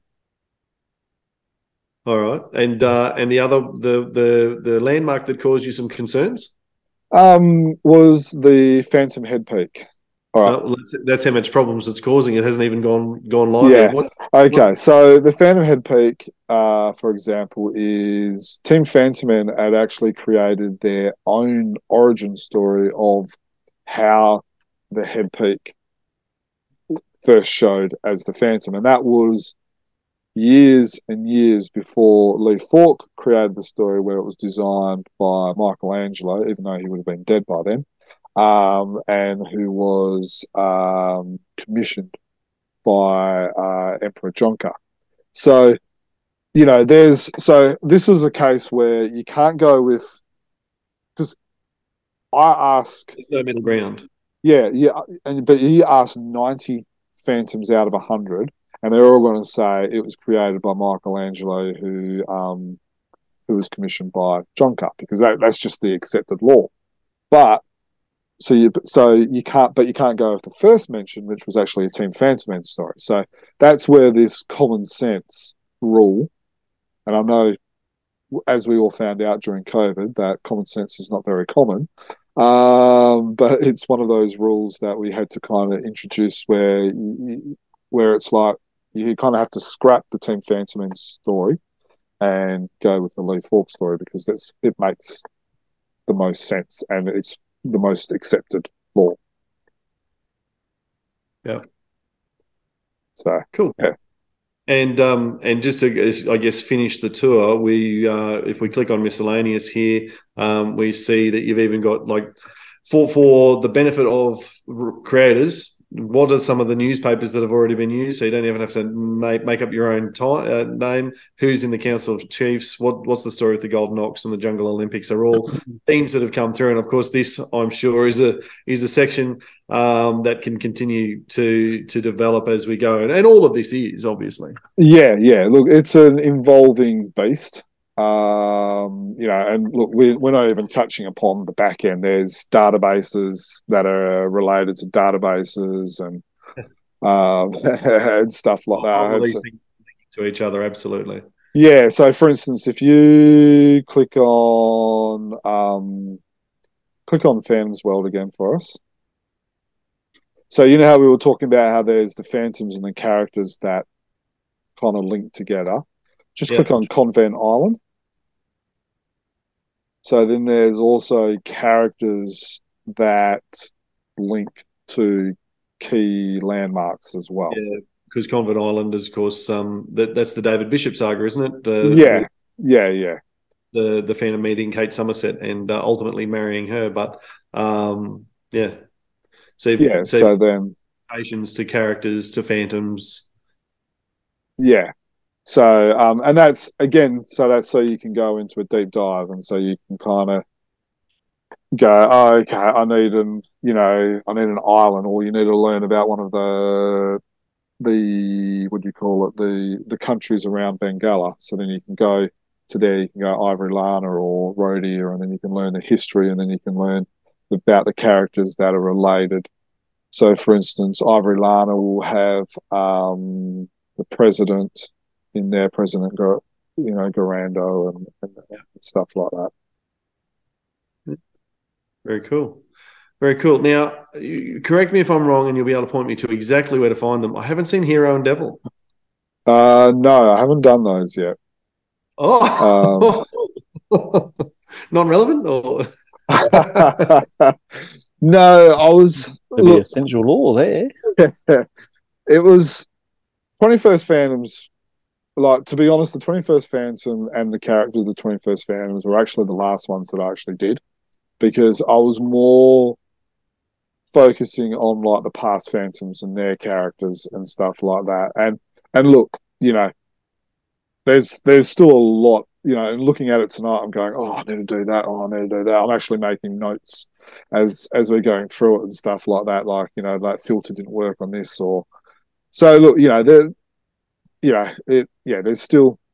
I on purpose haven't really delved too much in it in the last couple of months, purely because I've been working on it for so long.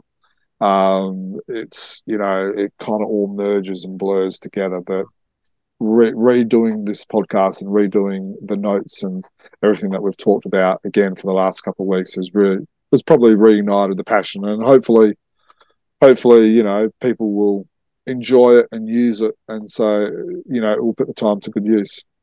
Can I ask, and I sort of half mentioned this morning, about the number of different authors, and we've talked about Lee Falk and Tony DePaul, Ulf Grunberg as an editor as well. We've spoken about. Are there some fandom identities that you would trust more than others? Like when you're tossing up possible stories, are there some authors because there'd be hundreds and hundreds of authors of published fandom stories over the time, and a lot of the time any interaction may be just coincidental because the lack of a document like this in the past. So were there times where you go, you know what, I'm just going to go with this guy because he knows his stuff, because he knows his fandom? No, I didn't discriminate against authors, but I think there's definitely authors that are a little bit more trustworthy than some others that have maybe created one story, or like there was one story. There was a Team Phantom story. He's created like 4 or 5 stories, and he specifically says at the start, this Phantom had 4 wives, and this is how this wife was found, but it didn't marry. And it's just like, if Lee Falk or Dee Paul or Ron Murphy or Ulf Granberg or someone that you trust maybe wrote that, you might give it a second thought. But because he had created 1 or 2 stories, and he's obviously just wanting to create some, and it was a fairly average story, and it was just like, it was a story that we've actually reviewed on this podcast. He has, some, and I remember, I think it was actually you, Dan, that really blasted the story. So, you're talking about is some stupid lovesick puppy is chasing after this woman who then turns out to be really despicable, and then the whole story he doesn't pay attention to the nurse, and then he decides to marry her, and like I've read the story, and it's just like, yeah, I don't want to, I probably shouldn't say it on the podcast because you'll know that, but Dan was right. This is a crap story, so you just ignore that story because. One, there's not really that trust there. This is Hans Lindahl's A Plague in Venice, right? Yes, that's the story. Yes. And this was his last drawn story. It's really got great art, and it just breaks my heart that the way you guys blasted it. But yeah, I mean, I understand that the plot point was a little weak, but any Lindahl story, immediately the moment you tell me the plot, it comes back, and it's like, oh crap, you're talking about him. Yeah, and look, to be fair, he didn't write the story, so yeah, because I don't want to annoy Hans Lindahl too much, because I still hang out and hope that I'll get him on the podcast for an interview one day. But I think this story actually won best story or something for Fantomen. I think it actually won that. Yeah, I think so. It was by Lundquist or someone, some Lundquist or someone, and he's won he's done 4 or 5 stories, and he's won 2 or 3 of best Fantomen stories. Yeah, so look, that story was, I don't know, it didn't feel like a Phantom, and it goes against every other story that you've read about that Phantom, and so it was just, it would have been a lot harder to ignore it if it was written by Lee Falk, DePaul, or Murphy, or one of those key, the trusted authors. Yeah, one of those key trusted authors than him. Like, for instance, The Fourth Son, I took probably 2 weeks trying to fit that story in, because it was created by Lee Falk, and I don't want to just ditch everything that Lee Falk has created. So the same as the Heloise story. I spent probably the most time I spent on any one character or one Phantom was those 2, was the Lee Falk Fourth Son story and Heloise. I spent 2-3 weeks rereading stories, trying to figure out a way of doing it, because it was created by Lee Falk. It was created by someone that you trust. So you're trying to fit those in, but with this story, it was a fairly easy decision because it was one story that was by an outliner that wasn't really by someone who. Yeah, so if I remember correctly, this is a second Phantom story, right? This was the second Phantom, I right? think so. Yeah. Yep. And the just checking second it out. Phantom's son is basically the one who marries, I think, Shakespeare's niece or something, right? Yeah, the third Phantom marries Rosamunda and then marries Queen Pure. But yeah, certainly was the one who played Juliet in Shakespeare's play. And it was mentioned in the story, I think, Alec, that Juliet story, that the second Phantom was like one of the most no nonsense and very angry Phantoms, right? It was mentioned. He was, yeah. Yeah. So look, there was, in reading other stories about the second Phantom, that characteristic of the Phantom was true. Like with the way he conducted himself with his son, the third Phantom, where he's just like, "Oh, fine, I'm just going to leave you. I'm just going to go." There was another panel in that same story, The Wig, where the Phantom fights Barbaria pirates, and he's just deals with them in an angry way and stuff like that. And then there was another story by a Team Phantom story, which kind of hinted at those as well. So this is what I was saying about that there's definitely characteristics of Phantoms when you read those stories in as a whole in isolation. So I'm going to put you on the spot here, Duncan, because we haven't heard from you for a little while, and you're too polite to just jump in. The whereabouts, if you think about Lee Falk, how do you think Lee Falk would feel about the creation of this Bible? What do you think he might say, or how he might respond to this when he reads through it? I've got to caveat this by saying I've broken. Well, one of the reasons I was silent is I've broken one of the rules in the Bible with a story that's through at the moment that's getting the art done. And I'll let you and the listeners find that out later. And I'll take the heat from that then.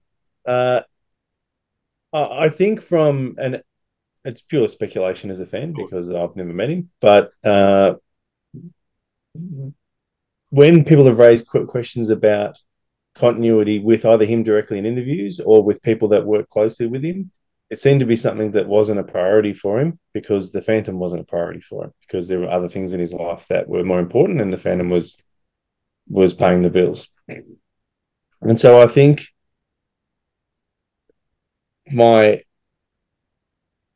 if I'm blunt, I think he would be offended that you questioned him. Yep. But I think ultimately would understand I think he might not acknowledge it to your face, but he'd accept that because it would mean accepting that his creation lived on well past his time, and for it to continue to endure, it needed to have people who cared about it tighten up some of those aspects of the canon. And I think he might not admit it at a dinner party, but in private he would be appreciative that fans were so moved and committed to his creation that they went to all this effort. Well put. Well, I'm going to be absolutely poring over your next story to find out what the it's very what really obvious. broken. Yeah, look, Leif, what's interesting is I'm not sure if you have listened to the podcast with Robert Arman a couple of issues ago.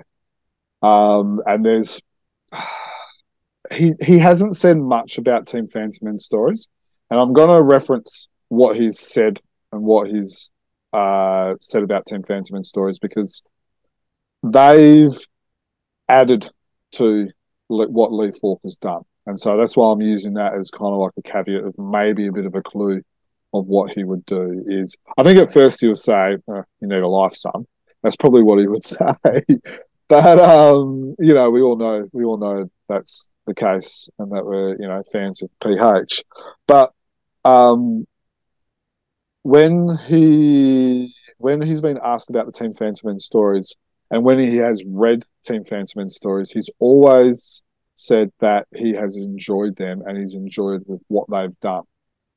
Robert Armand actually relayed some comments from John Longstrom and Magnus Knutson, who actually had dinner with Lee Falk back in the 70s. And as the story goes, now and I know we're talking about a conversation that happened 50 years ago, retold by 3 or 4 people, so take it with a grain of salt, if you will. But when they told him about how they were moving the Phantom, in a lack of a better word, to the left with aspects of, which is, again, listen to the podcast, episode 234, I believe it was. Lee Falk was really excited by it, and he, liked what they did. When it came to the Ozcon Aerolip map that he painted, he actually asked for a copy of that and for himself to have.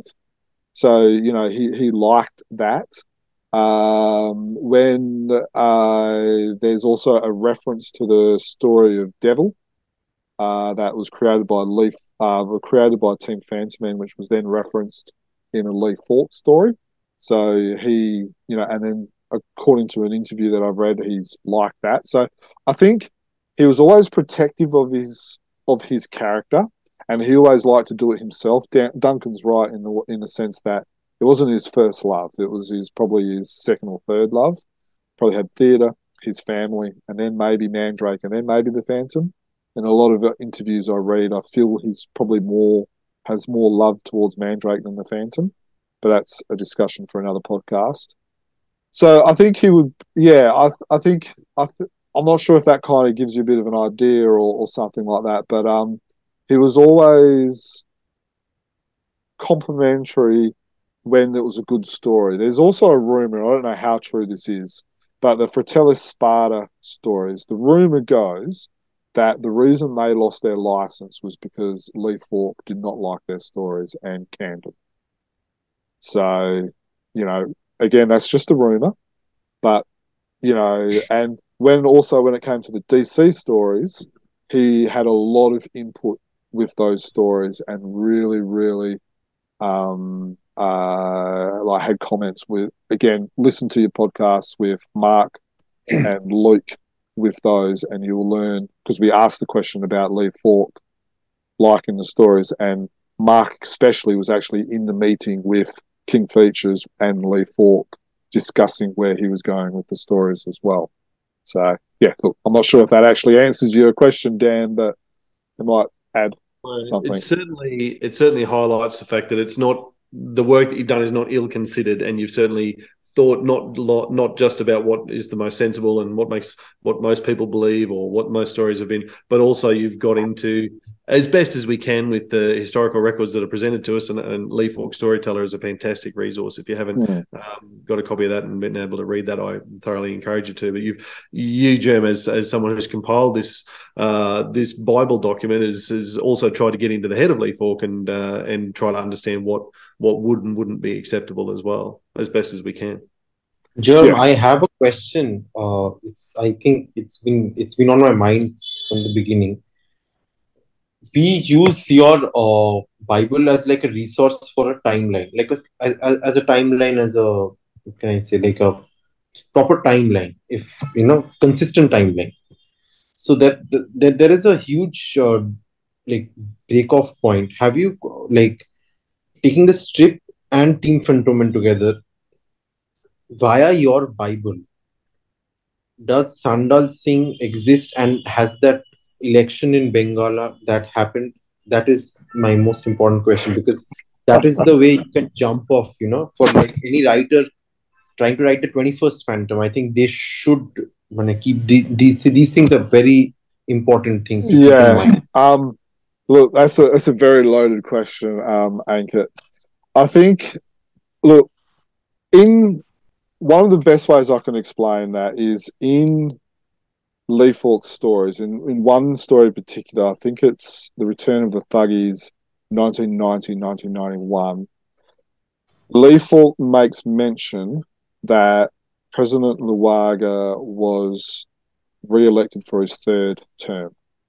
he's currently in his third term in a Team Phantom End story. He was originally president. He lost it to Labunga.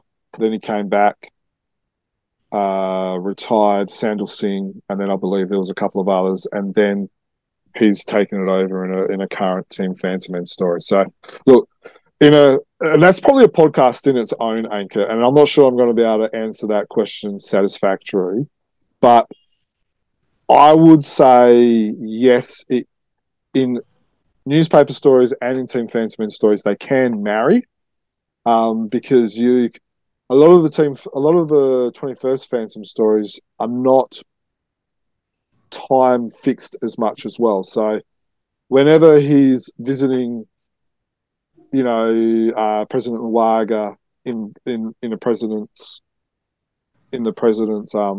palace, or whatever you want to call it, it could well be in one of the times when Luaga is president, and when he doesn't visit the palace, it could quite easily be when Singh or Labunga is president or something like that. I'm not sure if that answers or if that satisfies you, but short answer, yes, I believe they can coexist. No, because there is a direct contradiction. I would say, like, that also makes that point. Like, Team Phantom used to edit the daily stories when they used to print them so that it would, reflect the continuity. Yeah. Right? So for those who don't know, during the years when Luaga wasn't in office, if the Phantom would visit, he would go visit, Luaga at the doctor's surgery or something like that. So yeah, that does happen, but that's Egmont. That's an editorial decision on them. That's them trying to fit, I guess, the stories in with them. And look, just because they do it doesn't, I believe there's an easier way to do it than that. And maybe, because Frew have published both stories, there's been scenarios where you're reading a story and Luaga's not in the presidency, and then the next issue he's in the presidency with a Team Phantom End story. But it's just like if we pull out a back issue of the Phantom that was created 20 years ago, or and I know some fans do this. They might even read the Phantom Goes to War. They don't see it as the 21st Phantom. Some fans might see it as the 20th Phantom. So I believe that, we're not going to be able to make everything black and white. I believe there's three ways you can probably go. You can either probably do my way, which is a little bit wishy-washy. You can probably do what Egmont have done, which is edit the stories to fit Luaga not being in presidency, or you can do what Dan was probably going to say, and that is just ignore the Labunga Sandal Singh stories. So, well, I guess it raises the question, and at the end of the day, readers are free to ignore. If you want to ignore the Labunga and Sandal Singh era, you absolutely can, and you don't have any less enjoyment of the Phantom as a whole. What do you hope then that the Bible achieves, Jerm? Like, what's your ultimate goal for it? What would you like it to achieve? Less crap stories with inconsistencies. To be frank, that's probably the number one goal. Is and look, we review these stories, and there's been numerous times. Even before we were having the discussion, or when it was in its infancy, we were going, this doesn't match up with this. There needs to be a Phantom Bible. That's what we've said. People on Facebook and social media have said the same as well. It's like, what's going on here? Why does that not fit with this? And so it's not just us hardcore fans who've got nothing better to do and sitting on a computer reading Phantom comics at 1, 2 o'clock in the morning and, typing stuff like that. It's not just us that are raising these issues. I loved reading the message from the the forum letters as a kid. There was always people, every second, third people, even now, are going, this contradicts with that, or that contradicts with this, or how can you have this and that? And so hopefully it eliminates those. But then I also think that it's a resource which I was talking to one writer, Dale McCanty, and he spent like 3 hours or something crazy like that trying to find a newspaper publisher, like the name of a newspaper to include in his stories. Now, I would rather Dale spend 3 hours on the plot or on a key element to be able to do the story than something trivial like, you know, a name of a newspaper which is going to appear in one panel. So with that, if you're going, oh, I need a newspaper, go to the wiki. Oh, look, yes, there we go. It's the Daily Bugle. Bam, that's done. It's a 10-minute, 15-minute job. You can then spend your next 3 hours on a key plot or something like that. I think that's probably the two things that I would like the Bible to achieve. Oh, and then also when new publishers or new creators, I'm getting on my high horse here now, so I'll try to limit myself, is that when new creators or something like that, new publishers. So, for instance, like when a publisher goes, you know, let's just say it's publisher X from the USA has now picked up the Phantom license. You know, what's going to happen is they're going to read the Charlton stories or the King stories and go, oh yeah, that's the Phantom. He's a purple Tarzan. No, he's not that. What should happen, and we have talked to King Features about this, is that King Features say, oh, congratulations, you've got the license. Here's a Bible.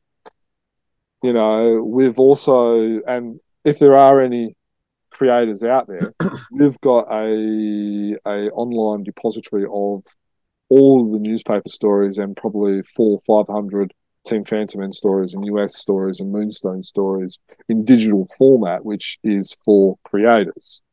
So, you know, the research, we're giving you the research to be able to spend less time trying to find something so you can create better stories.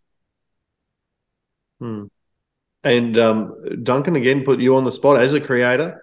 You've already indicated that that's going to be a useful sort of a tool for you. Is there, and you know, I'll devil advocate a little bit here. Is there a double-edged sword to this, where, like you've indicated already? Oh my goodness, I've made a mistake. Is there a double-edged sword where suddenly the fans are going to know? Well, they already know a lot more than a lot of the creators, but you know, how does that sit with you? Are you going to be compelled to follow it?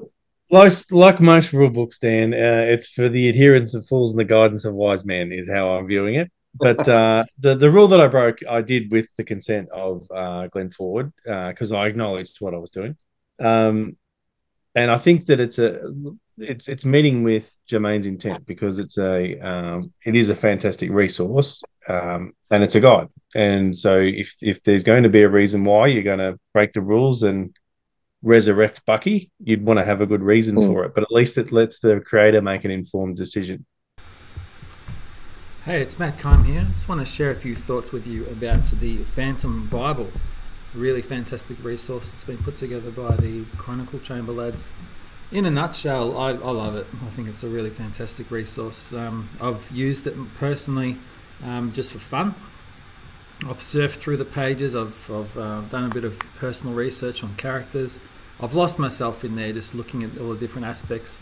There's a lot about the myth, the legend, basically all the things which are important about the Phantom have been compiled there after lots and lots of research for the benefit of writers and basically anyone that's interested in the Phantom. It's similar to the Wikipedia or the Phantom Wiki, but it has, I guess, more of a focus for creators. So there's a lot of things that you need to know about when you're writing a story, and unfortunately those resources, they're not provided by King Features or Fru. Personally, when I was writing stories, I would rely on my own knowledge and I would look at the Phantom Wiki. Having the Phantom Bible is a really fantastic resource because everything you need, everything is right there for you. All the research has been done by the Chronicle Chamber fellows. So that's about it for me. I will just say that I have used it a little bit in preparation for my next story, particularly looking at aspects of the Phantom's childhood, where he was brought up, what characters were involved in those early stories. Lucy Walker or Sophie Nelson. Those two names might mean nothing to you. They might mean something to you. But basically, if you're able to, get on, have a bit of a look around, see what you think. I think it's a really fantastic resource. And I think those guys have done such an amazing job putting it together. Hello, Mikael here. I'm not only the reviewer for Chronicle Chamber of Fantomen, I'm also the proofreader of Fantomen. And as a proofreader, I use the Phantom Bible quite a lot, especially when it's historical adventures, to make sure that they use the right name on the wife and the horse, and it also have these great images, so I can make sure that they look similar to what they should. And it saves me a lot of time to not have to dig out all of those comics each time. So thank you and keep it up. Happy phantoming. Well, look, I guess it's been a fascinating process across the last 12 months to see it unfold, Jermayn, to be in those conversations with you, to bouncing ideas around and how can this work and whatever. And Ankit's right. A lot of the time you bounce ahead, and by the time we wake up in the morning, you've read the 4 or 5 stories that solve the problem and come back to us with the information. The level of work, the amount of hours you put into this are just phenomenal. It just can't be understated. You've said that you were taking notes as we went through. Is this finished? When? At what point? Oh, that's it. Full stop. It's done. Well, I don't think it will ever be finished. Like, a good example is Pity Anderson created the story of the honeymoon. You know, him and Jane have going to Paris, and there's those 6 stories. So, you know, I'd actually created the profile for Jane, and what is it, the 18th or the 19th Phantom? I can't remember. It's late now. And so I had to actually readdress it and re-include images. And for instance, Peter explains why Jane is called Janie in one story and Jane in another story. So he explains that. So it's like, that makes sense. Janie is his brother's pet name for Jane. So, you know, you include that in the profile, and then you include stories because it's like she's got blonde hair. So, you know, you do that. And so no, I don't think it's ever going to be finished. It's going to be something that is going to be continually edited. Look, it might be worth even mentioning, if there are fans out there or creators out there that have created or have found inconsistencies in what I've done, which I'm sure there will be, or want to help in any way, please contact us, because look, many hands, or even if you just want to be involved in conversations, or you want to have a conversation with me about why I've done this or something like that, please contact us, because I think the more fans that are involved, which could always be a dangerous thing, but I think the more fans can only be a good thing. All right. Well, we're obviously getting close to wrapping up. Gents, Steve, Duncan, Ankit, any last thoughts? Anything that has been bubbling away? Any other questions for Jer? Well, there's one thing that I wanted to ask also, because if you look at, you know, the Bible as a repository of, you know, like factual information about the Phantom, so that you can jump off certain things, I would like to ask you, like, you know, there are many holes to be filled. My question is, which holes would you like to be filled most? Like, which is the ones which bother you in your head, like, you know, that this piece of information is missing? So there was a couple of deaths of the Phantoms that haven't been explored yet. There's even a couple of wives as well.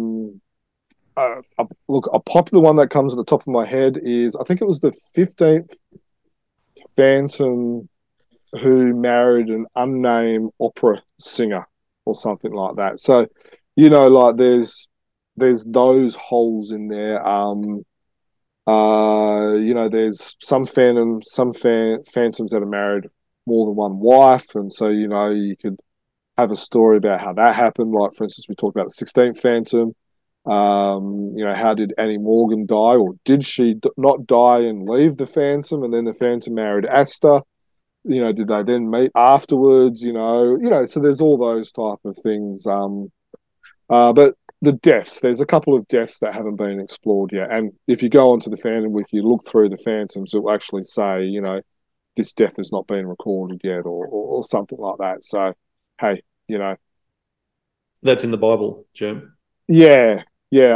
I believe, I can't remember the exact Phantoms, but might have been the 11th or the 7th or something like that, where there's a couple of deaths that haven't been explored yet. Cool. Steve, Duncan? It really is a phenomenal resource. It was something I was just doing for my own little fun a couple of weeks ago, and I'll probably get back to it again in the next week when I finish up work. And I thought, it was about places. I just needed a couple of extra places, but where the heck am I going? The Bible. Went, put in the website, bang. I was able to find what I was after. So even for people who aren't creators, aren't writers or authors, it's a great resource for the fans who are just doing a little bit of mucking around. So one of the things I'm working on in the background also is the countries that are actually around Bangala.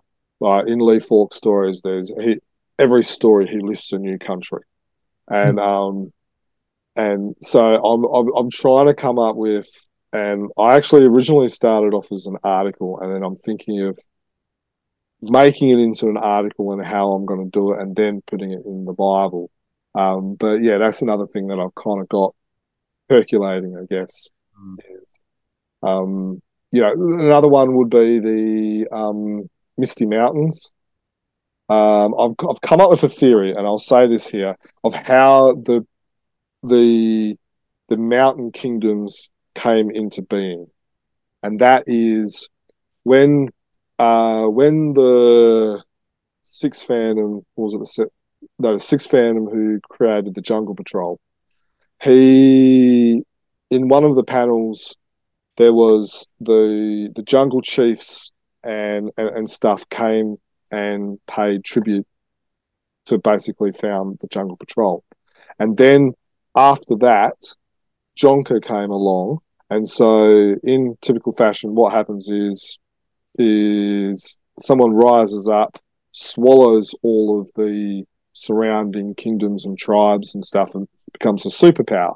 And then what tends to happen, which happens in history and with Alexander the Great and Genghis Khan and all this other type of stuff, is that when he dies, it's split up into various kingdoms. And so all these kingdoms that have been split up from the generals, and we read about it in a Lee Falk story, could be the Misty Mountain kingdoms, which are kind of like, they've got their own little kingdom, which are actually founded from the breakup of Emperor's Jonker's uniformed joined kingdom.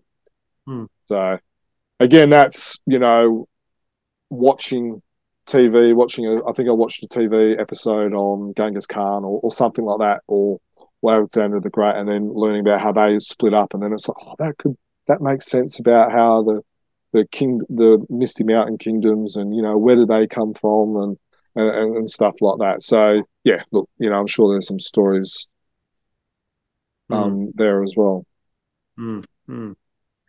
Very good. All right, Duncan, do you want the last word? I'm going to say that Tony DePaul can have the last word, because he, early on when you embarked on this germ, he compared you to Sisyphus, which I think is an appropriate comparison given the size of the task that you've taken on. But you've done an exceptional job, and it is an amazing resource that you created. But I'm going to refer to, for those still reading along at home, issue 1032, the blockbuster special from, I think it was 1992 or 1993. And in the Phantom Forum letters section, I've found something that I think is relevant to what we've been talking about. And in it, Dear Forum, Andrew Bott from Mafra, Victoria, writes, will you ever print a Phantom family tree, or has this already appeared? If so, could you tell me in which edition? And Jim Shepard has written back, no such family tree has ever been published. The reason is that Lee Falk has never detailed every Phantom since the first, and for that matter has left at least 2 gaps in the last wives of the Phantom, Jim Shepard. The very next letter, dear Forum, does anyone know the exact lifespan of each Phantom? I've noticed that almost every time a frame is drawn of the crypt, the inscribed dates and the resting place of previous Phantoms varies. The closest similarities appear in issue number 1000, and he quotes it, number 1001, and in issue number 1026 has an inscription 1901 to 1943. This would have to be the 20th Phantom. Is there a drawing existing in which all the crypts are shown? Jim Baker, Seven Hills, New South Wales.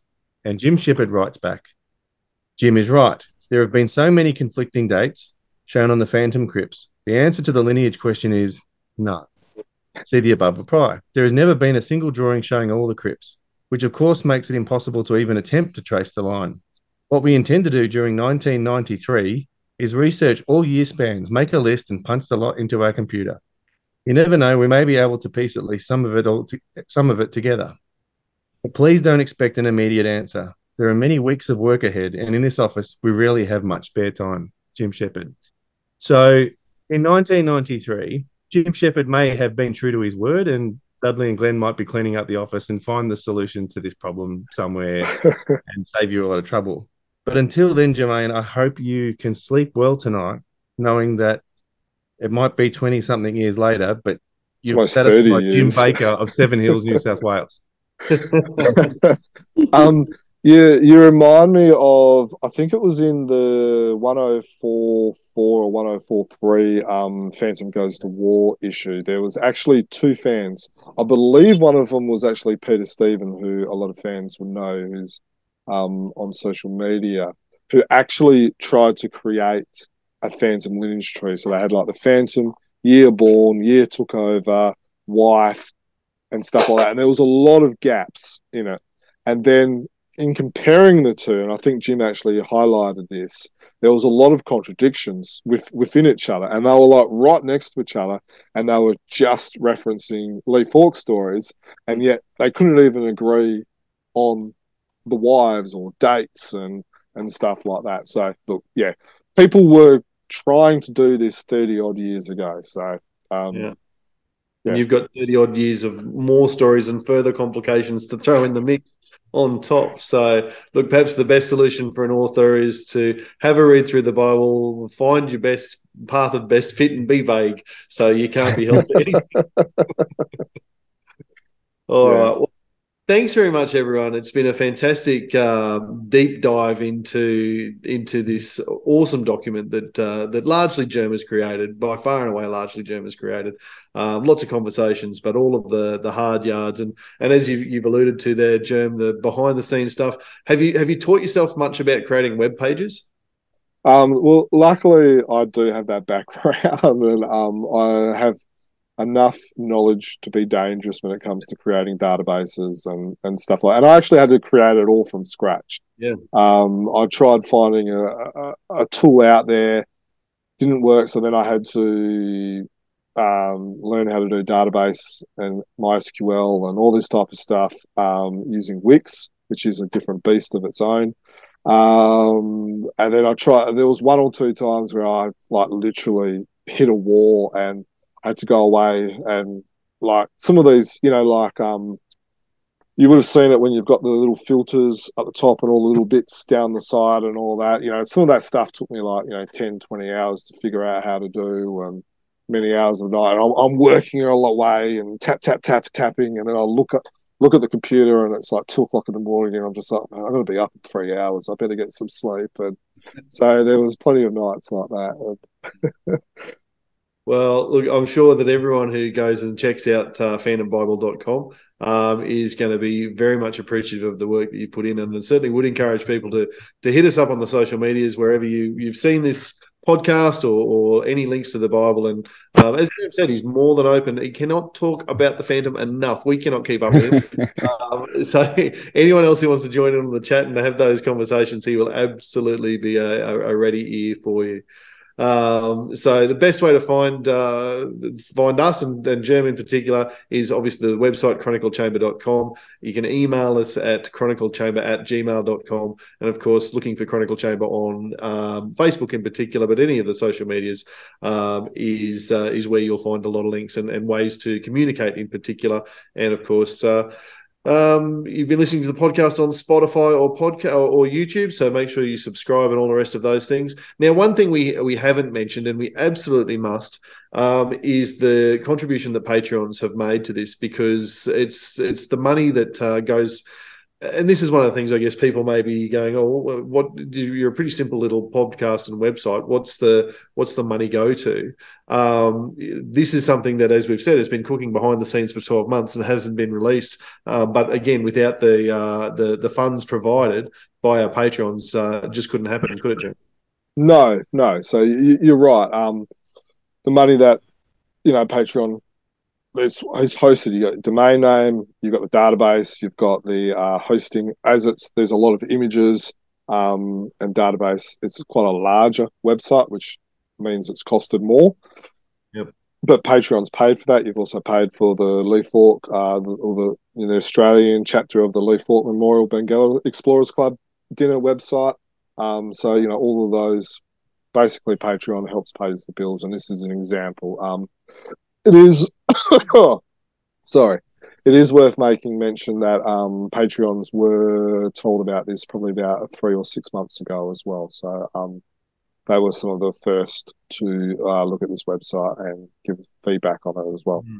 Yep, absolutely. And one of the ways we're all thanking the patrons is that they've all been sent a Chronicle Chamber stubby cooler. There's mine that's been serving me well tonight. That's the black version. Those are available for sale too. So if you're not a Patreon and you would like to jump on and get yourself a Chronicle Chamber stubby cooler, the best way is to actually become a Patreon, of course, because that'll line you up for the next lot of gifts and all of the next lot of information that you can receive from the group here. But you can also jump on, and if you're keen on a late Christmas present, perhaps we can get these in the mail in time for Christmas Day, can't we, Jerm? Yeah, I don't see why not. So if you're listening to this early December, as soon as it comes out, make sure that you jump on. If this is one of your longer podcasts that you're going to listen to while you're finding yourself on the beach over New Year's, well, you probably miss the Christmas presents, but I'm sure there'll be a few podcasts still available. A few stubby coolers still available. All right. Is there anything I've missed there, gents? No, I think it's been long enough. It certainly has, but it's nowhere near. It's just a fraction of the time that's been put into that you would need to take to read the website, let alone create it. So thanks again, Jerm, for all of the time you've put in on behalf of all of the fans, and not just the fans who want to explore the website, but also the fans who want to enjoy new stories that keep to the lore and show the fandom as we want him to be seen. So thanks very much, mate. You've done a great job. No worries. Thank you. Thank you, everyone who looks at it, and I hope you like it, and I hope it is of some use to creators, publishers, editors, and the fans as well. All right. Well, thanks again, everyone, for joining us. Thanks, Ankit. Thank you. Thank you so much for having me. I'm just honored to share this platform with you guys. It's always great to come. Thank you. Good on you, mate. Thanks very much, Duncan. Appreciate you taking the time. More than welcome. Happy fandoming. Very good. Stephen, it's well past your bedtime there on a school day, I'm sure. It is a little bit, but it was worth it. And a shout out to Stephen. Stephen, you're looking very good, mate. Oh, well, thank you very much. Those of you on the video. Just going to try and keep up my appearances a bit. And I've been able to wear a Phantom-related t-shirt today. Yes. I can't actually wear my Chronicle Chamber one anymore. It's like a parachute on it. It's really big. Maybe that needs to be the next lot of Patreon merch. I think we need to do another run of t-shirts. All right. Well, thanks very much again for everyone for listening or watching. And until next time, enjoy your fandom comics and happy fandoming.